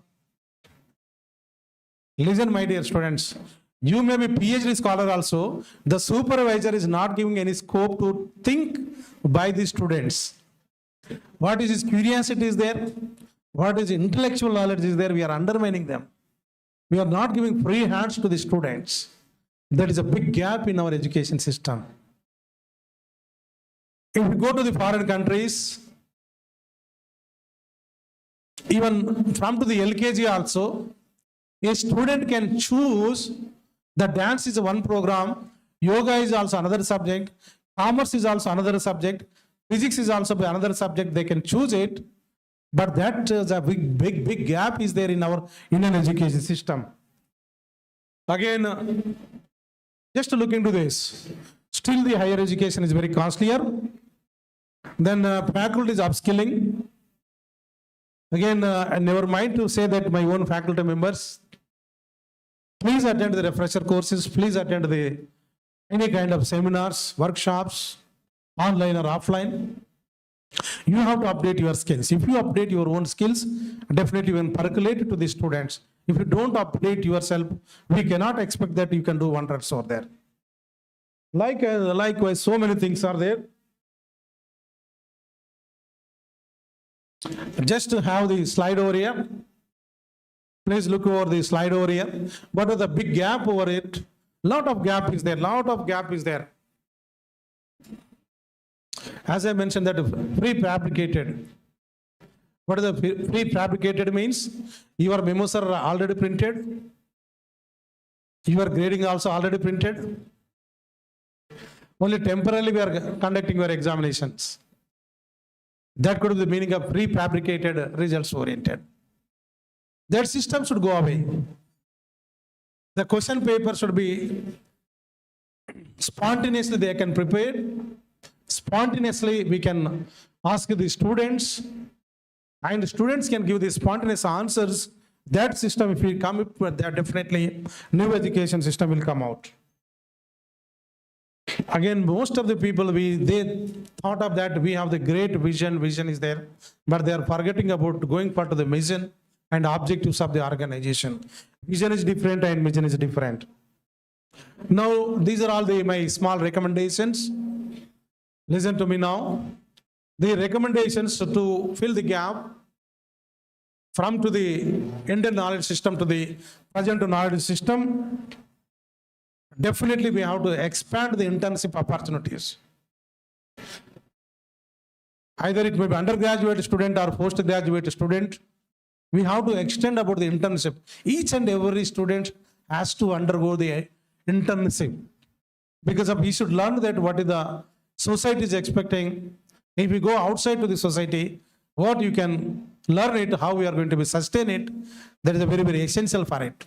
So the recommendations we stated that we have to extend the internship to the graduation and post-graduation.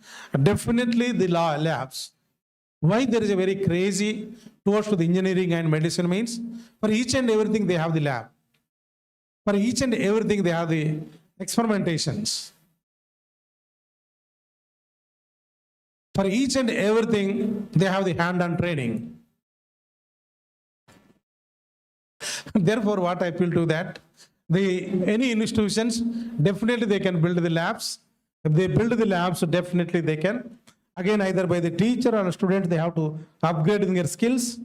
Hand-on training is also necessary for them. Again, leadership skills, one among them. Leadership skills are very essential for that. Again, mentoring system should be strengthened. Again, AI supply chain system should be increased. Again, shift to the possibility to the prosperity. You can shift to the possibility to the prosperity. Then look about it. Now the society is expecting to the innovative and critical thinking.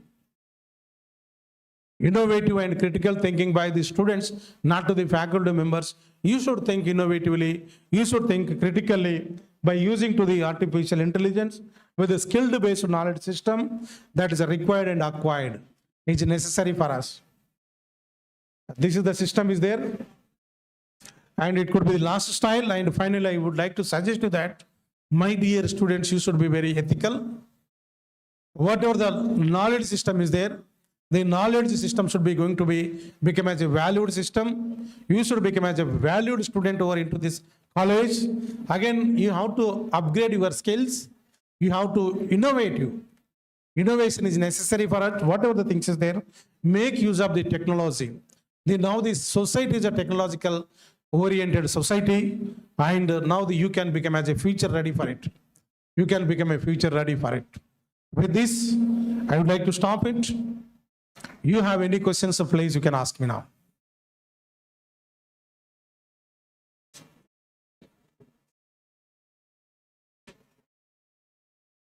Oh, yeah. So thank you very much for patiently listening.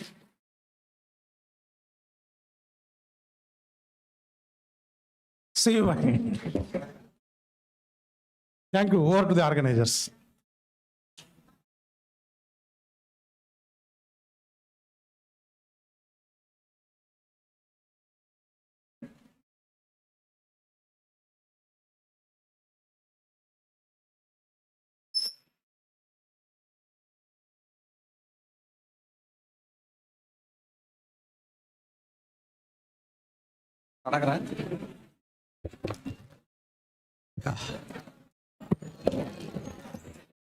Yeah, anybody has got any queries or clarifications or any elaborate explanation required from Dr. Chennappa sir?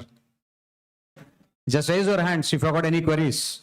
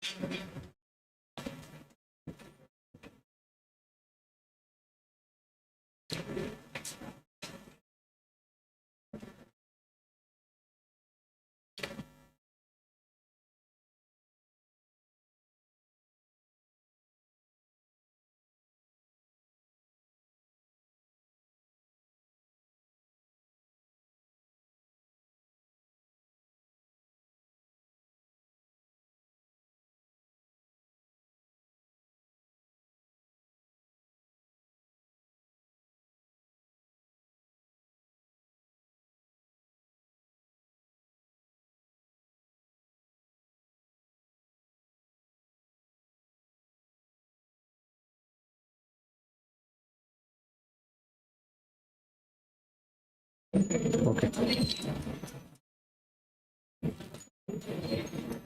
Any queries or questions to be asked? No queries?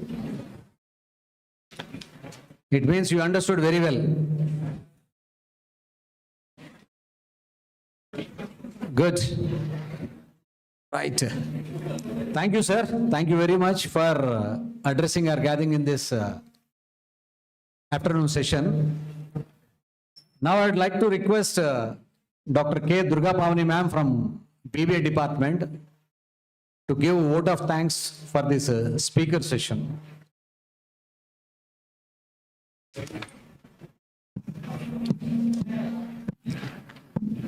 Respected chief guest, distinguished speakers, esteemed faculty, dear participants, a warm good afternoon to one and all. It is my honor to convey my gratitude to the resource person, Dr. D. Chennappa sir, for sharing valuable insights and knowledge with us. Thank you, sir, for your acceptance and enhancing our understanding about the dynamic changes in commerce and management. It is a thoughtful, provoking session to our students, scholars, and participants. Sir, we gained a knowledge. The transformation from Vedas to AI is very helpful for us to understand the changes in the generations. Sir, from thoughts to transformation, Thank you for making the seminar meaningful. Thank you very much, sir.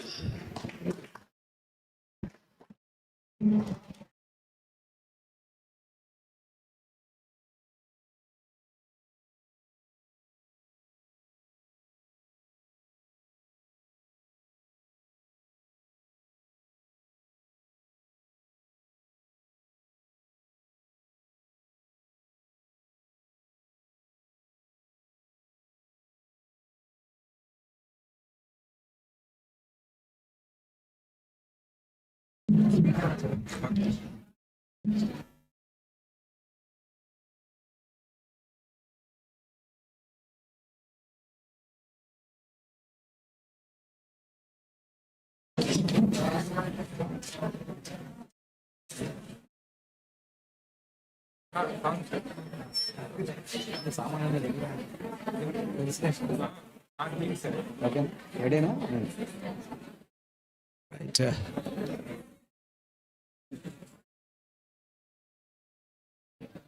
Thank you, everyone. It's our gratitude and our respect towards the speaker has to be shown with a small token of felicitation. Sir, Dr. Chennappa, sir, we request you to kindly grace the dais and accept our small felicitation. A big round of applause. I request Dean Commerce and Management, Dr. Francis Xavier, sir, onto the dais. And I request faculty members of BBA department to grace the felicitation session.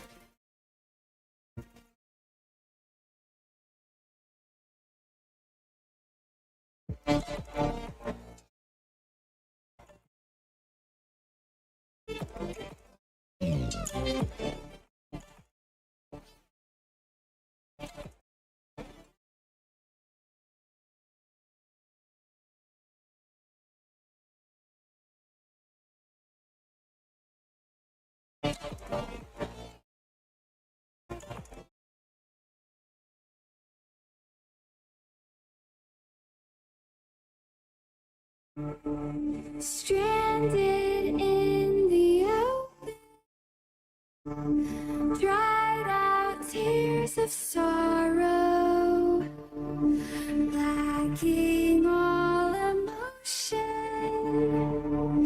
staring down the barrel, waiting for the final gate to open.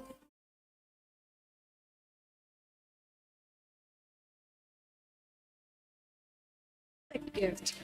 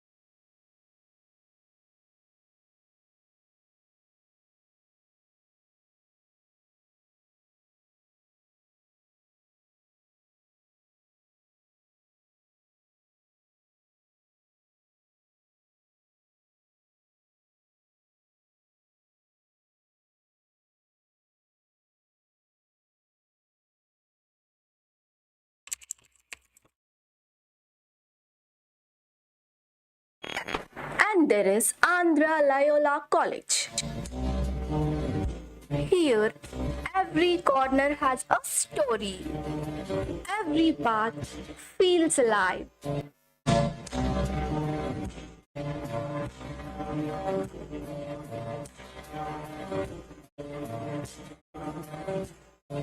The canteen, where laughter becomes louder than the crowd and memories taste better than the food.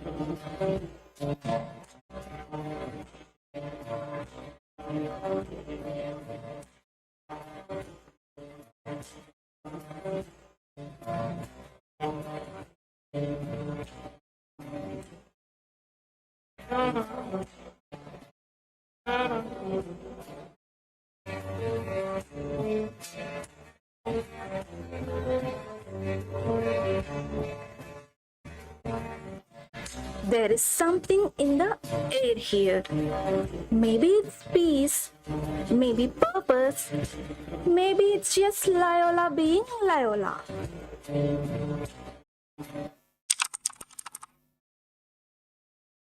It's a world in itself. A world full of friendships, laughter, learning, and memories that stay with you forever. This is our home, our story, our world, and it's waiting for you to step in.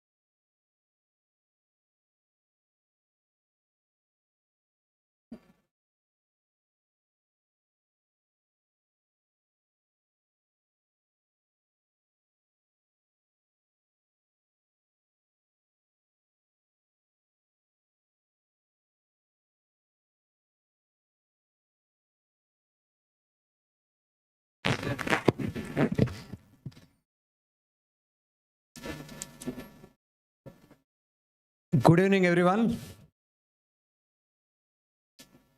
As we are going to witness the last session, in fact, the most awaited and most interested valedictory session, that is the concluding remarks and as well as the certificate distribution and overall what exactly was being learned and was being delivered for the 2 days. The entire things will be summarized in this particular session. And I take the privilege on behalf of Department of Commerce and Business Management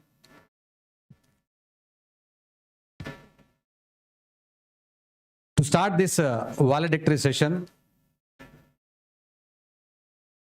I'd like to request the dignitaries of the college management to kindly grace the dais, to starting with our beloved correspondent Dr. Rex Angelo further to kindly come onto the dais and occupy his chair. I request the principal Reverend Father S. Melchior to kindly grace the dais and occupy his chair.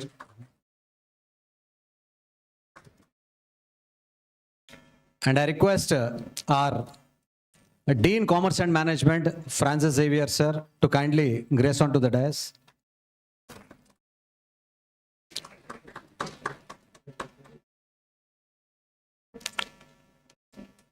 The organizing secretary of this two-day national event,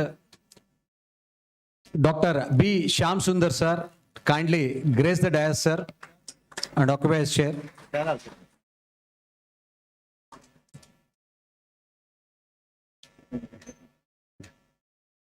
Now I request our chief guest of the day for this valedictory session, Professor Amitav Roy of St. Xavier's University, Calcutta, to grace the dais and occupy his chair.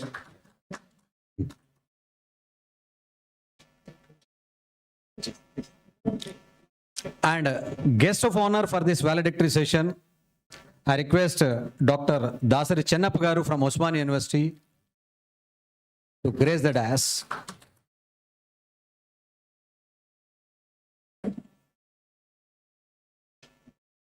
Okay.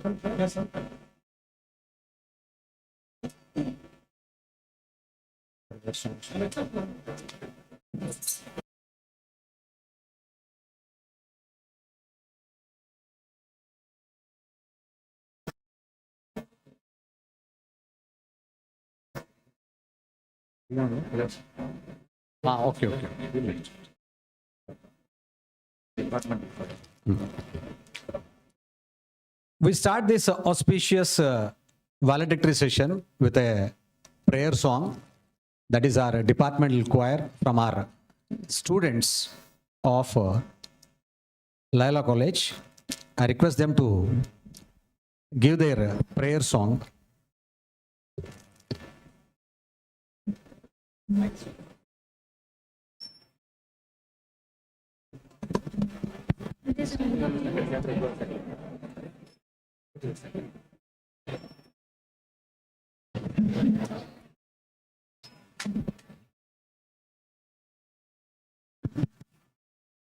There shall be showers of blessing.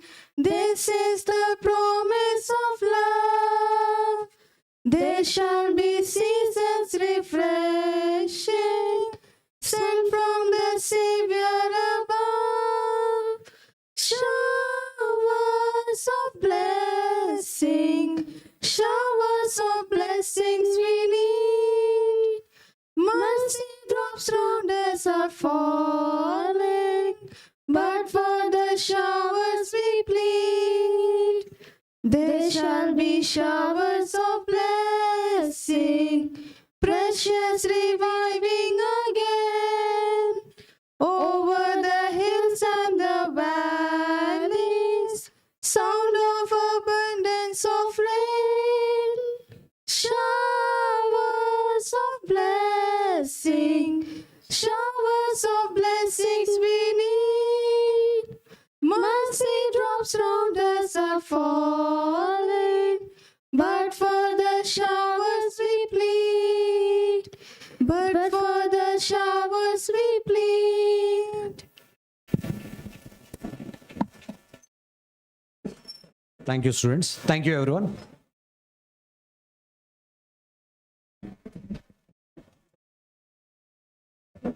Now I would like to request Dr.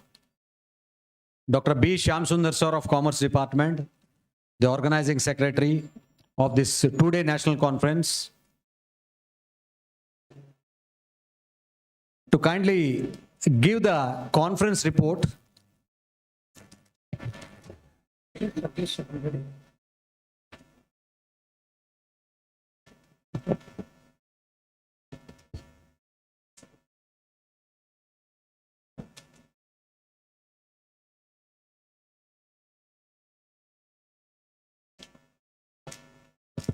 Respected chief guest of the valedictory session, Reverend Father Correspondent, Reverend Father Principal,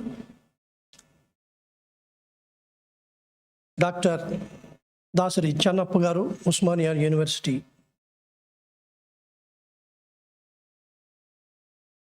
distinguished speakers, faculty members, participants, paper presenters, and my dear beloved student friends.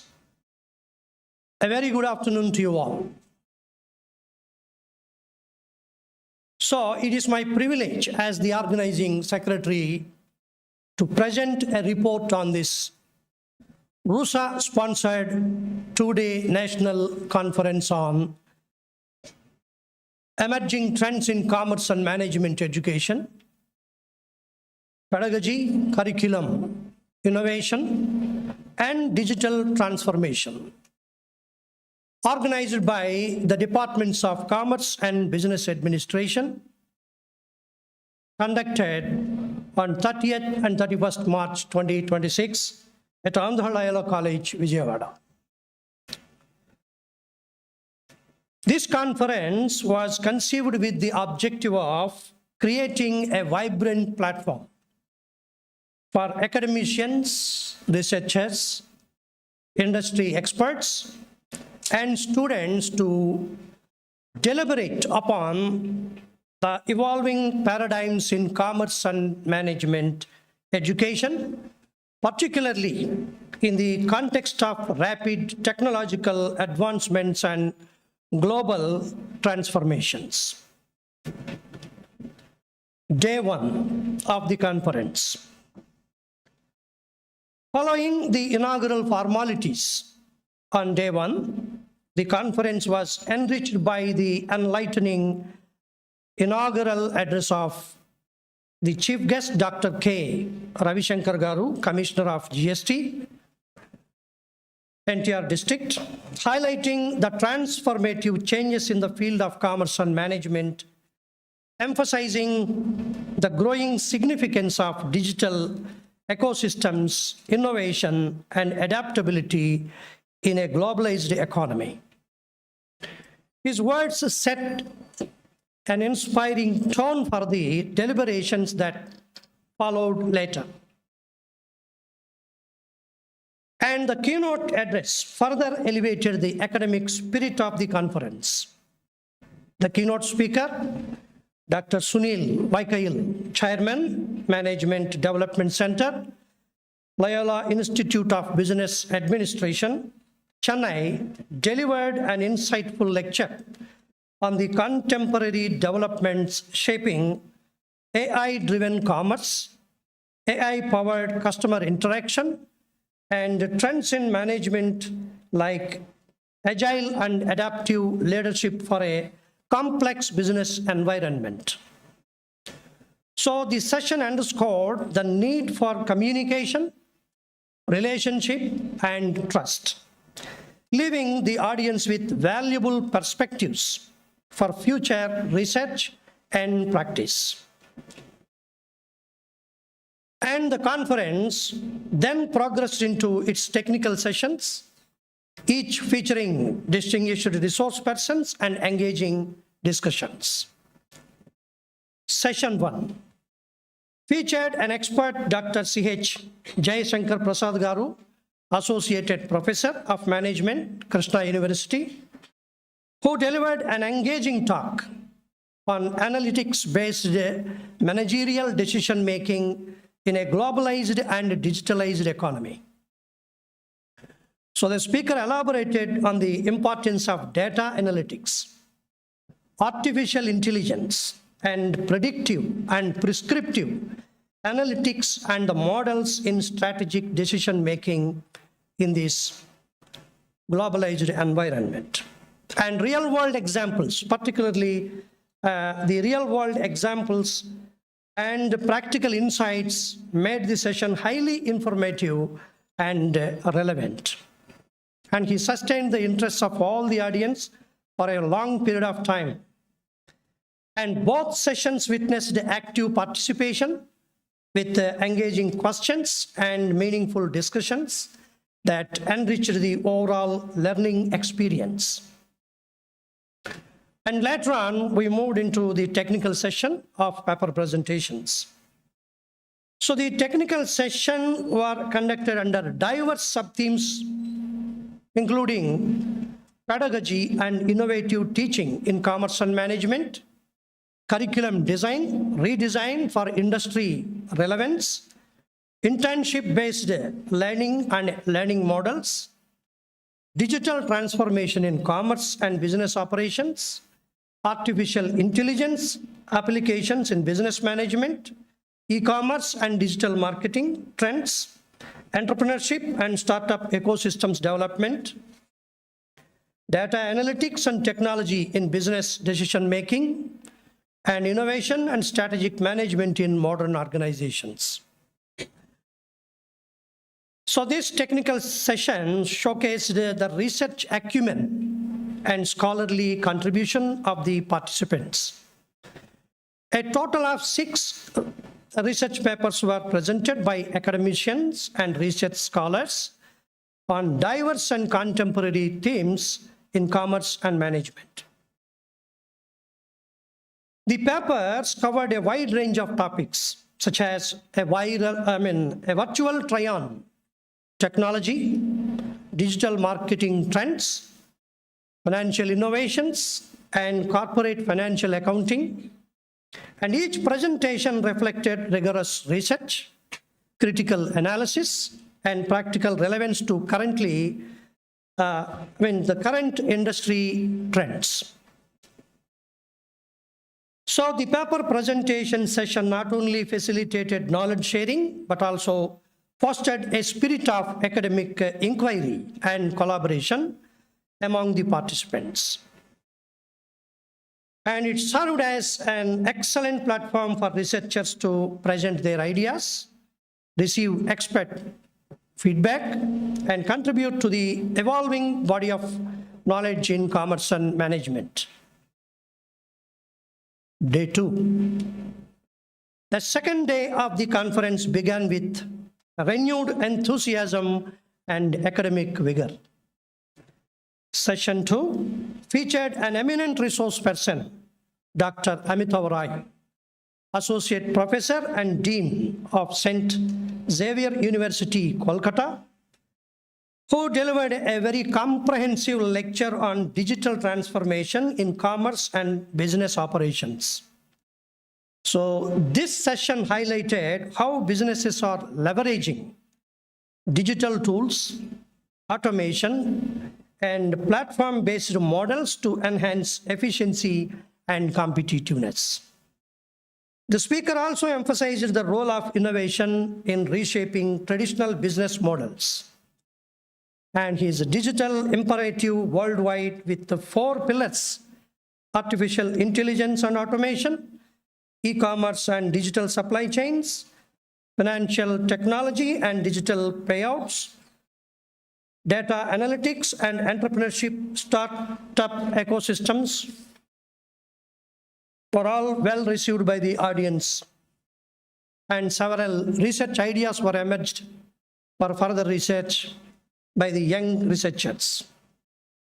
Session 3 was led by another distinguished resource person, Dr. Dasari Channappa, Professor of Commerce, Usmania University, Hyderabad, who spoke on emerging trends in commerce and management. So the lecture provided deep insights into evolving business paradigms, including globalization, sustainability, and changing consumer behavior. And he took us, all of us, a very long journey into a timeline from the times of Ardhashastra to the very recent times of artificial intelligence. So the lecture provided deep insights into evolving business paradigms, including globalization, sustainability, and changing consumer behavior. And an important segment of the second day was the online paper presentation session, which enabled broader participation from researchers who could not attend in person. So this session reflected the conference's commitment to inclusivity and the effective use of digital platforms in academic exchange. A total of 10 participants presented papers online. So the conference witnessed enthusiastic participation with over 70 research papers received from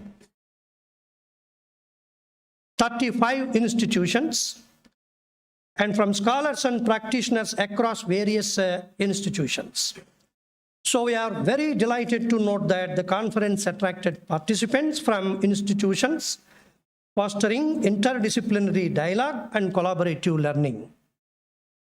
So the exchange of ideas, research findings, the best practices has truly enriched all the attendees. The conference.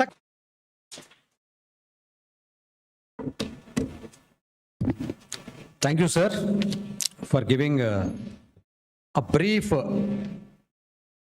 summary of today's conference report. Just to add to your summary of briefing, sir. In fact, we named it as a national conference, but fortunately we had a participant from Oregon University, USA, and who could not able to make it offline. He presented through online, sir. So proudly we can even name it as a international conference. Just to sum up what exactly has happened this morning. Right.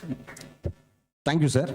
Now I would like to request our beloved principal, Reverend Father Dr. S. Melchior, to kindly give the closing remarks of this two-day national conference. Father Melchior.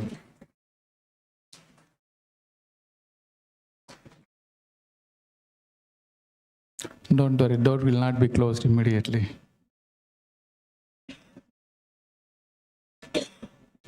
Our guest, Professor Amit Roy from St. Xavier's University, Kolkata, and Professor Channappa, HOD, Commerce Department of Usmania University, our beloved correspondent, Reverend Father Rex Angelo, the Dean of Commerce and Management, Dr. N.A. Francis Xavier, convener of this two-day national conference, Dr. Shyam Sundar sir, and other members of the departments of Management and Commerce. Good evening to all of you.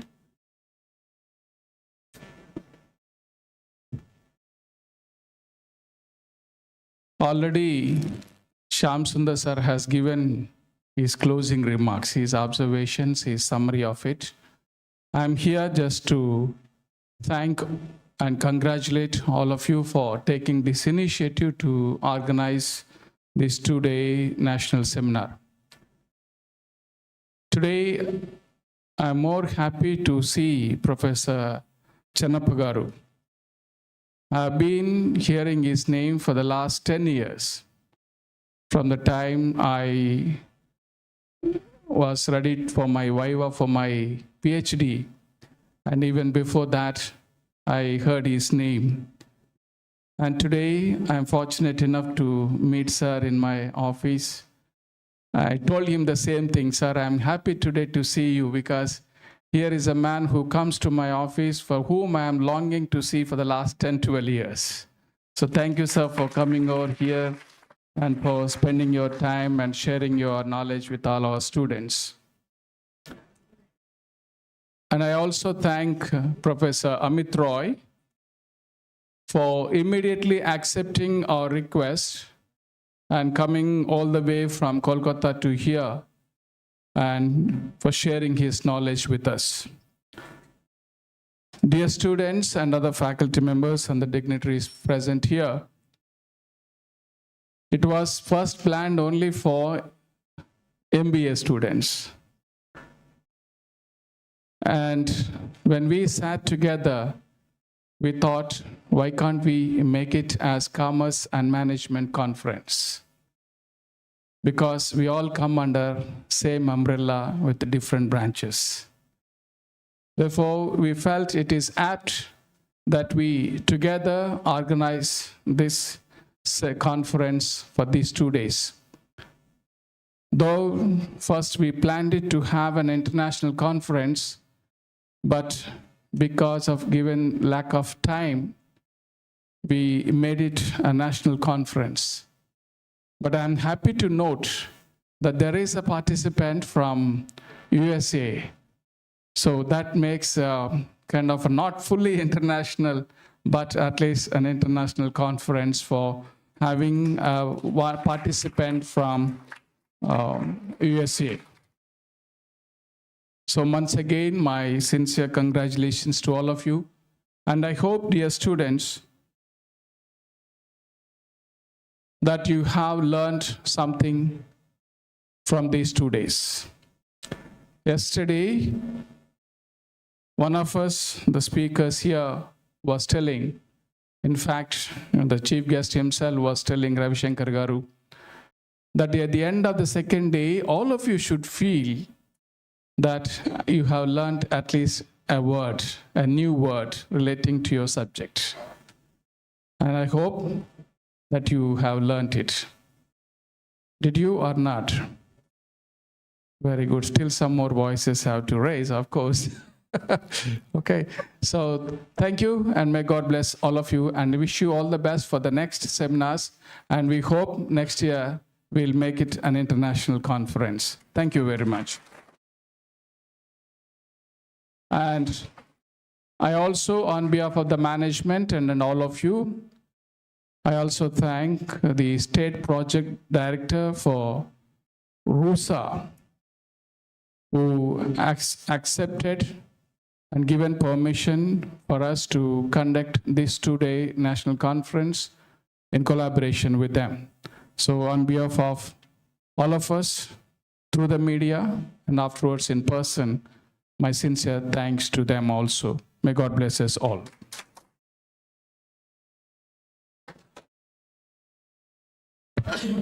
Thank you, Father. Thank you for your warm appreciations for both the departments. Just to add up to the conversation, Father, that international participant was our proud alumni, Father.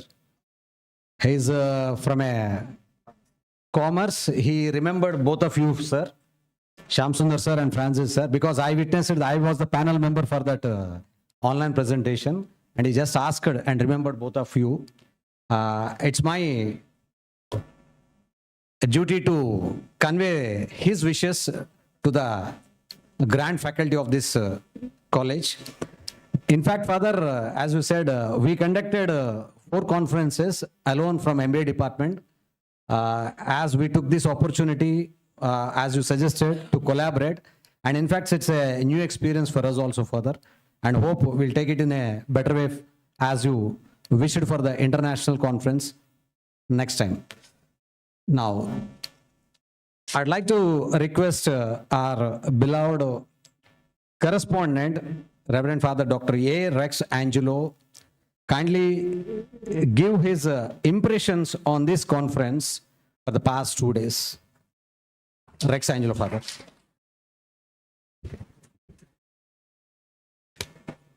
Good afternoon to all of you. Our beloved Professor Amit Rao, Professor and Dean of St. Xavier's University, Calcutta,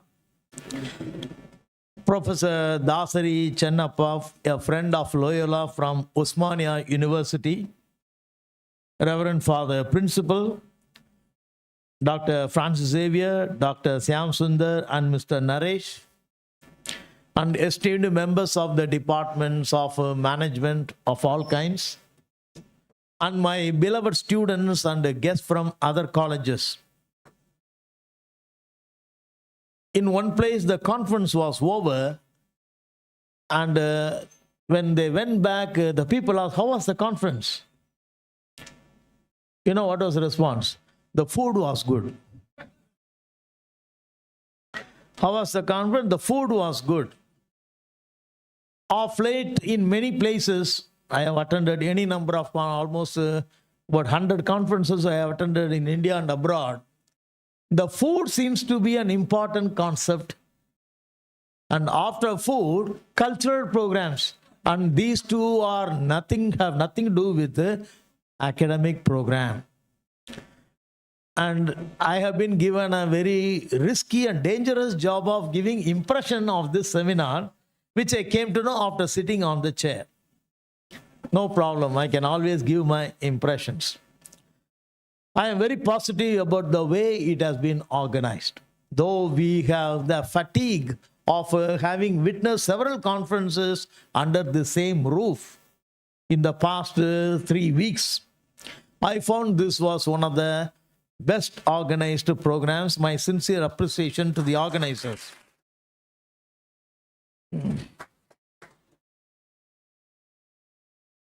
It was well organized because of the full involvement of the staff as well as students. You have your dean, Dr. Francis Xavier, and then you have your organizing secretary, Dr. Syam Sundar, and then young and energetic Mr. Naresh, and each and every member of the department who have followed you like a shadow. They have been present in the campus, out of the class hours also.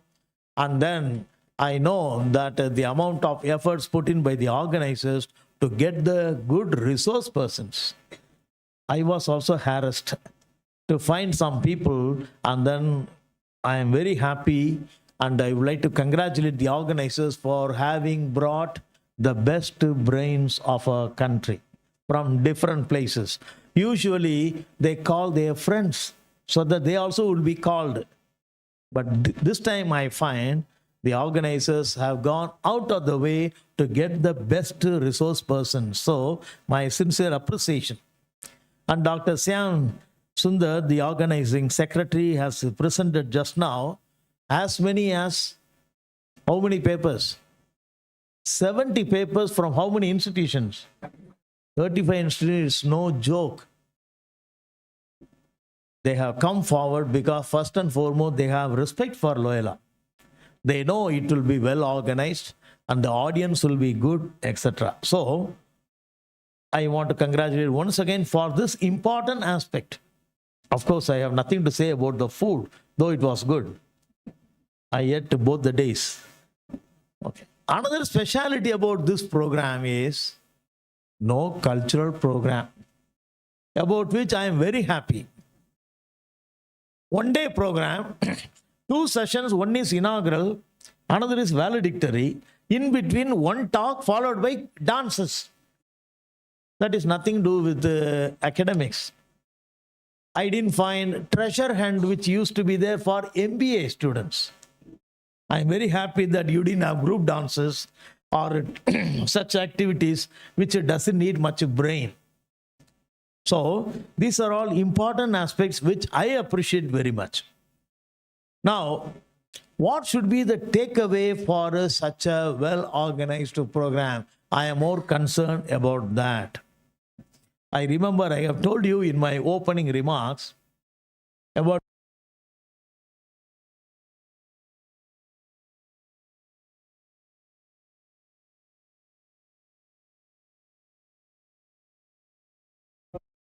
perspective is clear, you know how to reach your target. Such hard labor by the staff, by the management, under the leadership of the principal and the student leaders, and all of you should motivate all of you to have proper perspective, motivation and discipline. Without that, no perspective is possible. I also noticed there was a better discipline because of your outstanding understanding staff. Whenever we organize any program, we should know, we should put our best foot forward, because we have witnesses not only on the dais, also among the audience. They should go back with a good impression that we have visited a good college, known for tradition, known for quality and excellence, and known for discipline and decency. I have visited any number of colleges. You will not find the students quiet. Very often we'll find restless, and then we have to shout at the students to win their attention. That has not happened in our college, and that should never happen. Now, coming to issues, one good thing which I have observed is this culture of working together. You may have your own differences, but a maturity in companies, in the corporate world, is this: whatever may be your personal choices and opinions, you have to work for the company. They talk in terms of networking. If you are not networking, you are not working at all. That's a slogan now. If you are not able to work together, you will be a misfit for any company, unless oka dukan start chesi pan amukotam. For that, you don't need networking. If you want to work at a higher level, you need to learn that ability of working together with people of all sorts. Such conferences will give you a skill to learn to work together. Different companies I have interacted with, I am surprised to hear companies don't look for brilliant people. They don't like class toppers. Your first classes, your distinctions are important. They'll be useful. They are useful only to the level of taking you to the door of the interview. From the door, you come and sit on the chair. Enough assessment is made about you. We know who you are from the door to the chair. I have earlier told you we communicate only 7% of our message through words. Remaining 93% non-verbal communication. The way you dress, the way you comb, the way you walk, the way you sit, the way you wish. 55% is from gesture, 38% is from the tone.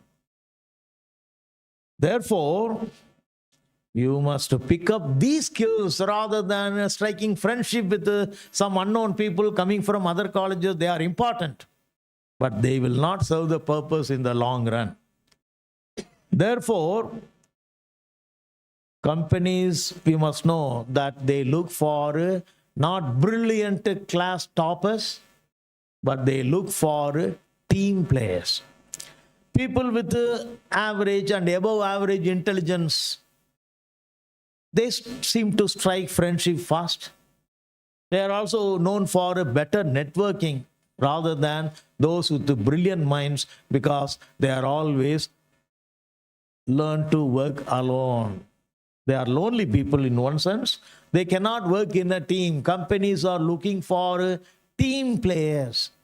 Such conferences will give you a possibility, a golden opportunity to learn to work as a team.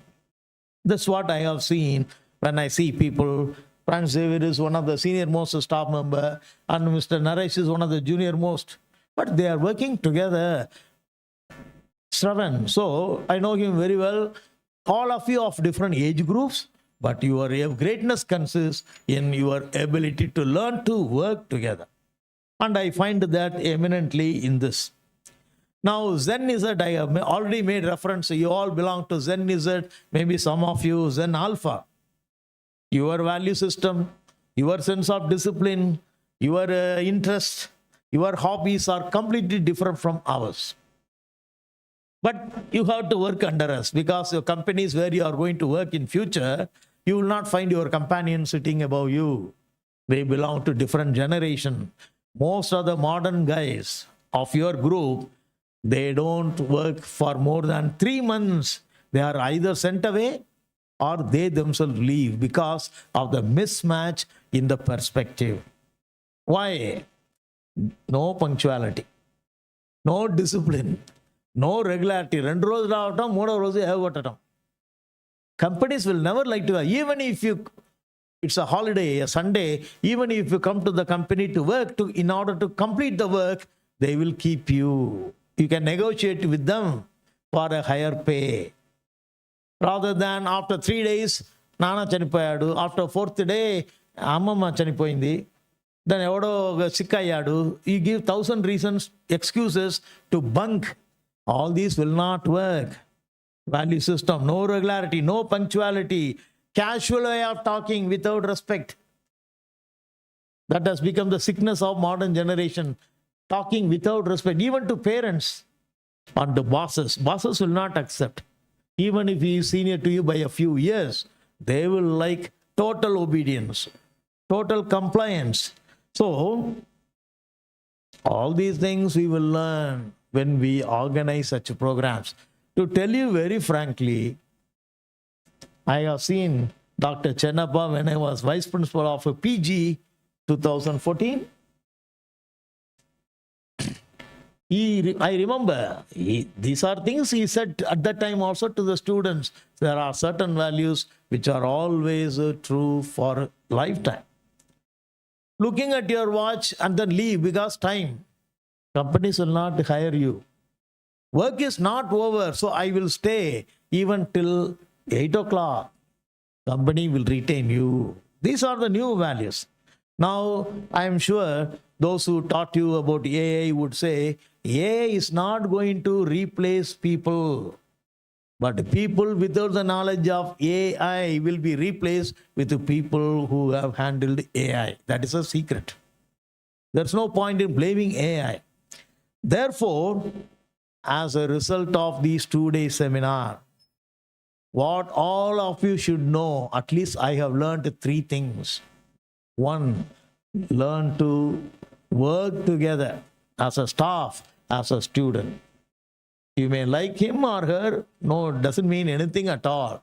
For the sake of the common purpose, working together. Second, a deep sense of motivation and discipline. Without discipline and motivation, no progress can be made. Finally, what is the difference between other college students and Loyola college students?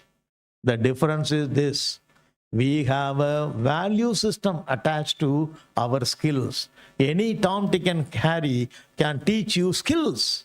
But in Loyola, we insist not only skills, but also human values. Because we are here to make men and women for and with others. Okay. Education is not for a living. Education is for life. So I want to congratulate the entire department and all of you for having put your brains together to organize this program with a good success. And I look forward to greater success in future. Thank you. God bless you.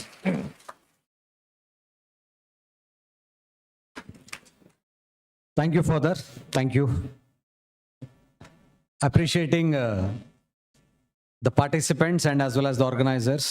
Yes, Father. The people who are being seen off the screen, and even there are some invisible persons who contributed to this. That's the reason what you said as coordinating and collaboration has been the result. Thank you, Father, for appreciating. And in the message what you are given to the students also, definitely, I think it will be useful for them to shape up their careers. Impressions of the conference was been given by an impressive personality of the campus. Give her, our correspondent, a big round of applause.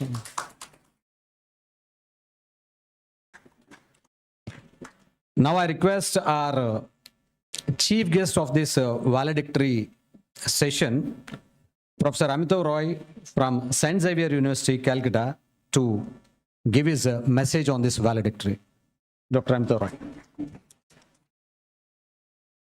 Respected dignitaries on the dais, colleagues, and my dear students. Commerce and management education, as we see today, and as we have heard over the last 2 days, has moved from being transactional to transformational. And the rules of the game is possibly going to be rewritten every single new day that we come across hereafter. Things are evolving, and definitely things are evolving for good.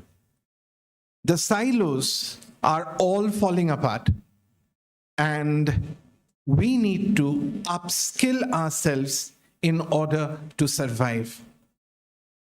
And as the law of the jungle says, it will be survival of the fittest.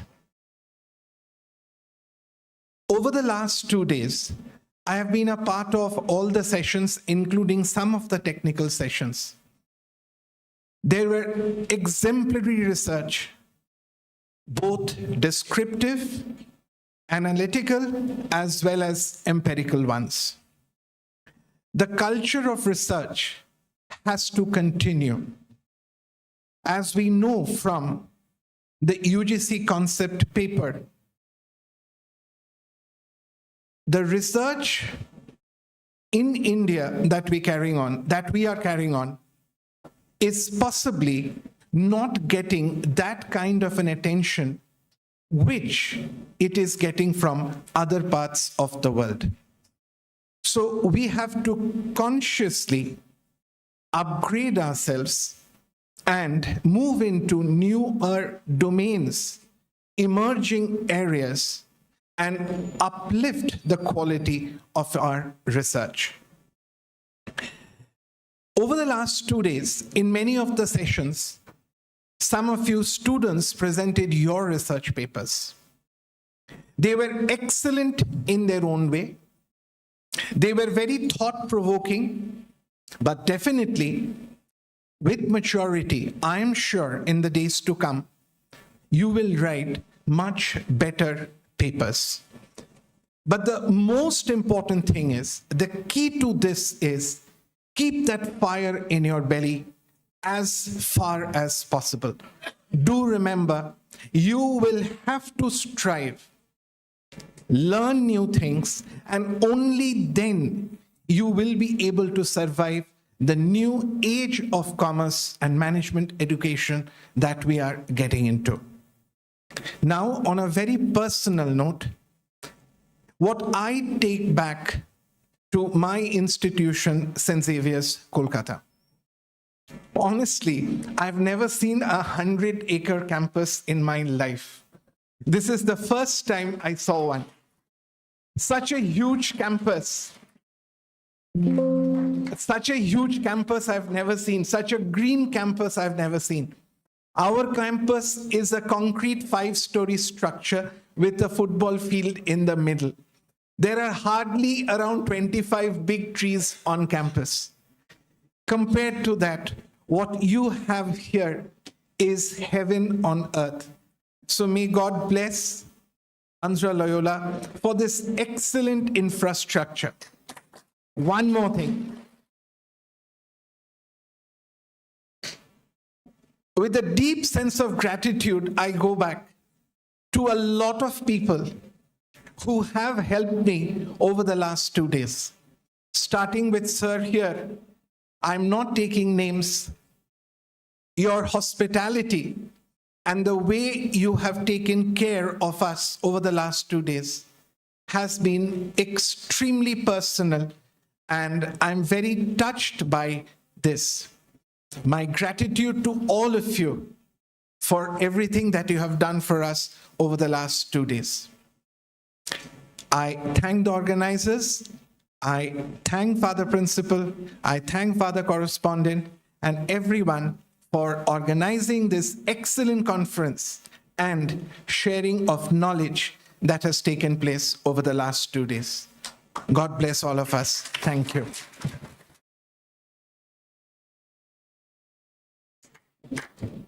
Thank you, sir. Thank you, Amitav Roy ji. Just to add to your message, sir, you said as consistently upgrading ourselves. To add that, 2022 we conducted a conference with just normal proceedings, sir. 23rd we started with the ISBN proceedings. 24, 25 also we gone with ISBN proceedings. This year we gone with direct journal publication, sir. And as you said, requested the students to keep up the record for a permanent thing. And this journal publication we are giving with a full page reflection in the website and with a DOA, and which will have a Google Scholar reflection.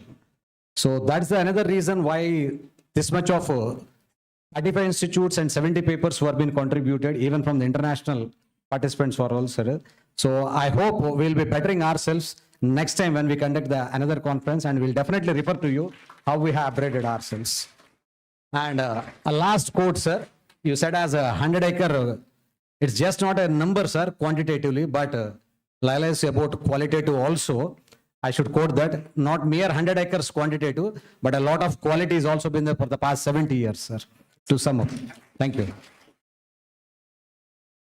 And now this session is going to witness distribution of certificates to the participants, and I request Dr. K. Pavani ma'am to list out the certificates to be distributed to the participants.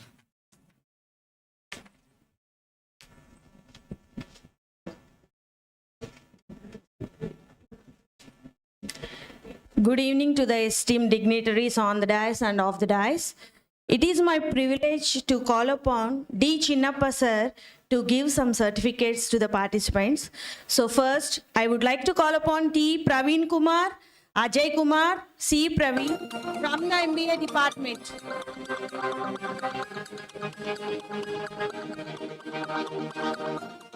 And the paper title was Consumer Attitude Towards Digital Marketing Platforms.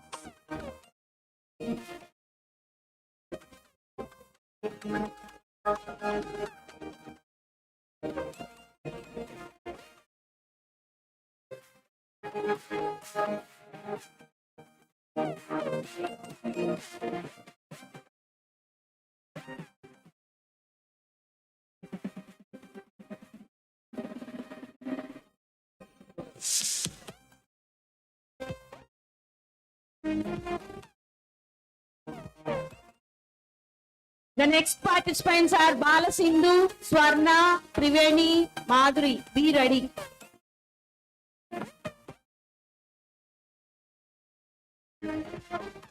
They are from the MBA department, and the paper title was Determinants of Investment Avenue, a behavioral study of retail investors.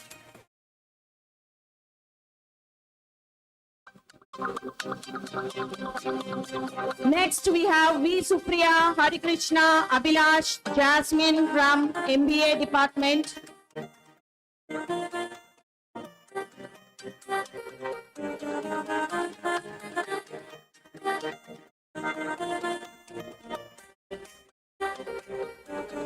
And the paper title was Behavioral Finance and Impact on Investor Decision Making. Next, we have Sai Tejashwini, Nitish, Bangaraju from MBA.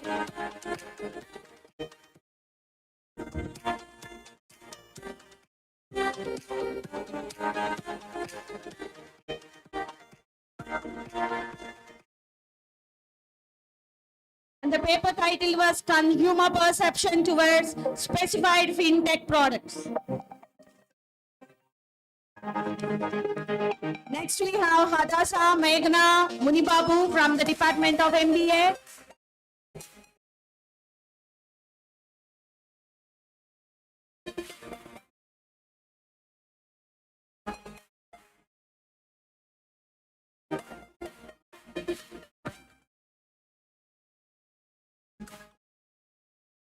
paper title was Investor Perception Toward ESG Investing, a Behavioral Study.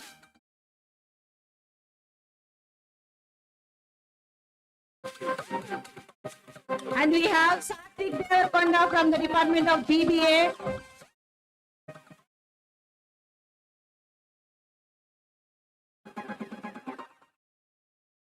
With a paper titled A Study of Digital Transformation, AI and Sustainable Practices.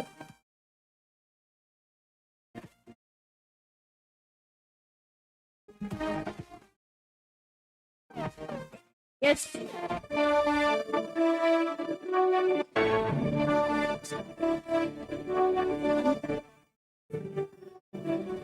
Now I call upon the staff from different colleges. P. Sai Lakshmi Padmaja from Maristella College with a paper titled Impact of Virtual Try-on Technology in Achieving Retail Sustainability.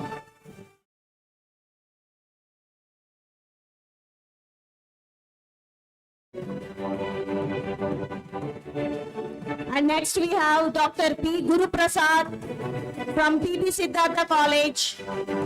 The paper title Uncovering Customer Archetypes in Direct-to-Consumer Apparel. The analysis of DMart sales data.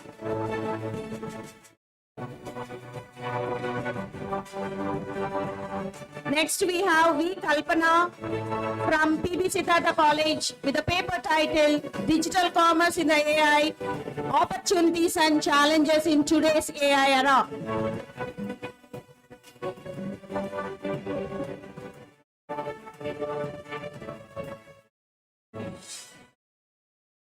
Yes, we have the best paper presentation for the students Bala Sindhu, Swarna, Triveni and Madhuri from MBA department.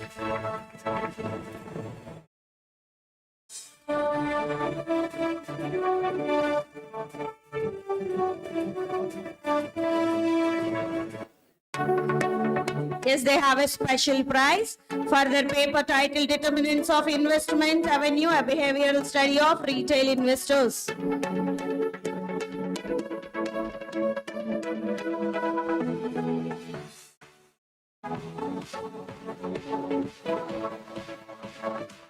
Next we have best paper presentation Satvik Devarkonda from BBA for the paper titled A Study of Digital Transformation, AI and Sustainable Practices. And for the staff, we have a best paper presentation for P. Sai Lakshmi Padmaja and N. Kishore Babu from Maristella College with a paper titled Impact of Virtual Try-on Technology in Achieving Retail Sustainability.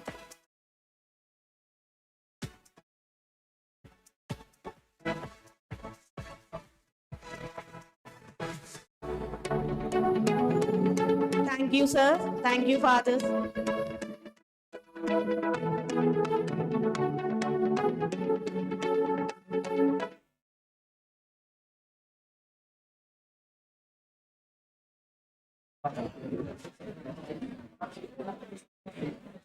Thank you, dignitaries on the desk, for distributing the certificates to the participants.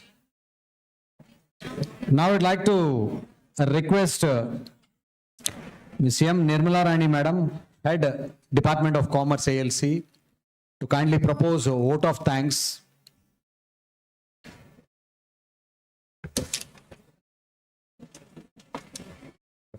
Chief guest of this valedictory session, Professor Amit Varai, St. Xavier's University, Kolkata, Professor Chinnappa Garu, Osmania University, Hyderabad, Reverend Father Dr. Melchior S.J., Principal, ALC, Reverend Father Rex Angelo, Correspondent, ALC, Dr. N.A. Francis Xavier, Dean of Commerce and Management, Dr. B. Shamsundar Sir, Organizing Secretary of our conference, the other faculty members, participants, students, a very good evening to one and all. It's my proud privilege to propose vote of thanks for this valedictory session of this national conference on emerging trends in commerce and management. First and foremost, I express my heartfelt gratitude to Almighty God for His blessings. I extend my sincere thanks to the management for their constant support, encouragement, and guidance for this conference. I am deeply grateful to our esteemed keynote speaker, Dr. Sunil Vakyal, for his inspiring address that has broadened the perspectives of commerce and management.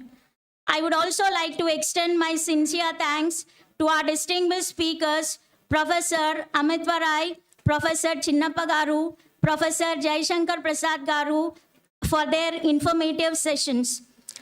My heartfelt appreciation goes to all the participants, delegates, and research speakers.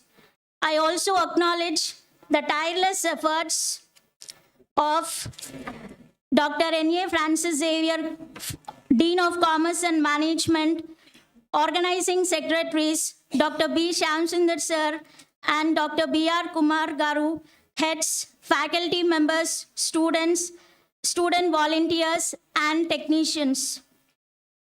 I also thank the RUSA, the funding agency, for this national conference on emerging trends in commerce and management. And I also like to thank the other members who have supported this event with their hard work for the smooth conduct of this conference. Finally, I thank everyone who has directly or indirectly contributed for the success of this event. Thank you all once again.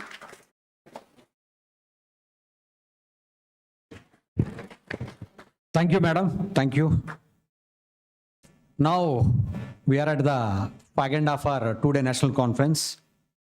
I request dignitaries of the dais and on the dais to kindly stand up for the national anthem. जनगण मन अधिनायक जय हे भारत भाग्य विधाता पंजाब सिंध गुजरात मराठा द्राविड उत्कल गंगा विंध्य हिमाचल यमुना गंगा उज्जल जलधि तरंगा तव शुभ नामे जागे तव शुभ आशीष मांगे गाहे तव जय गाथा जन गण मंगल दायक जय हे भारत भाग्य विधाता जय हे जय हे जय हे जय जय जय जय हे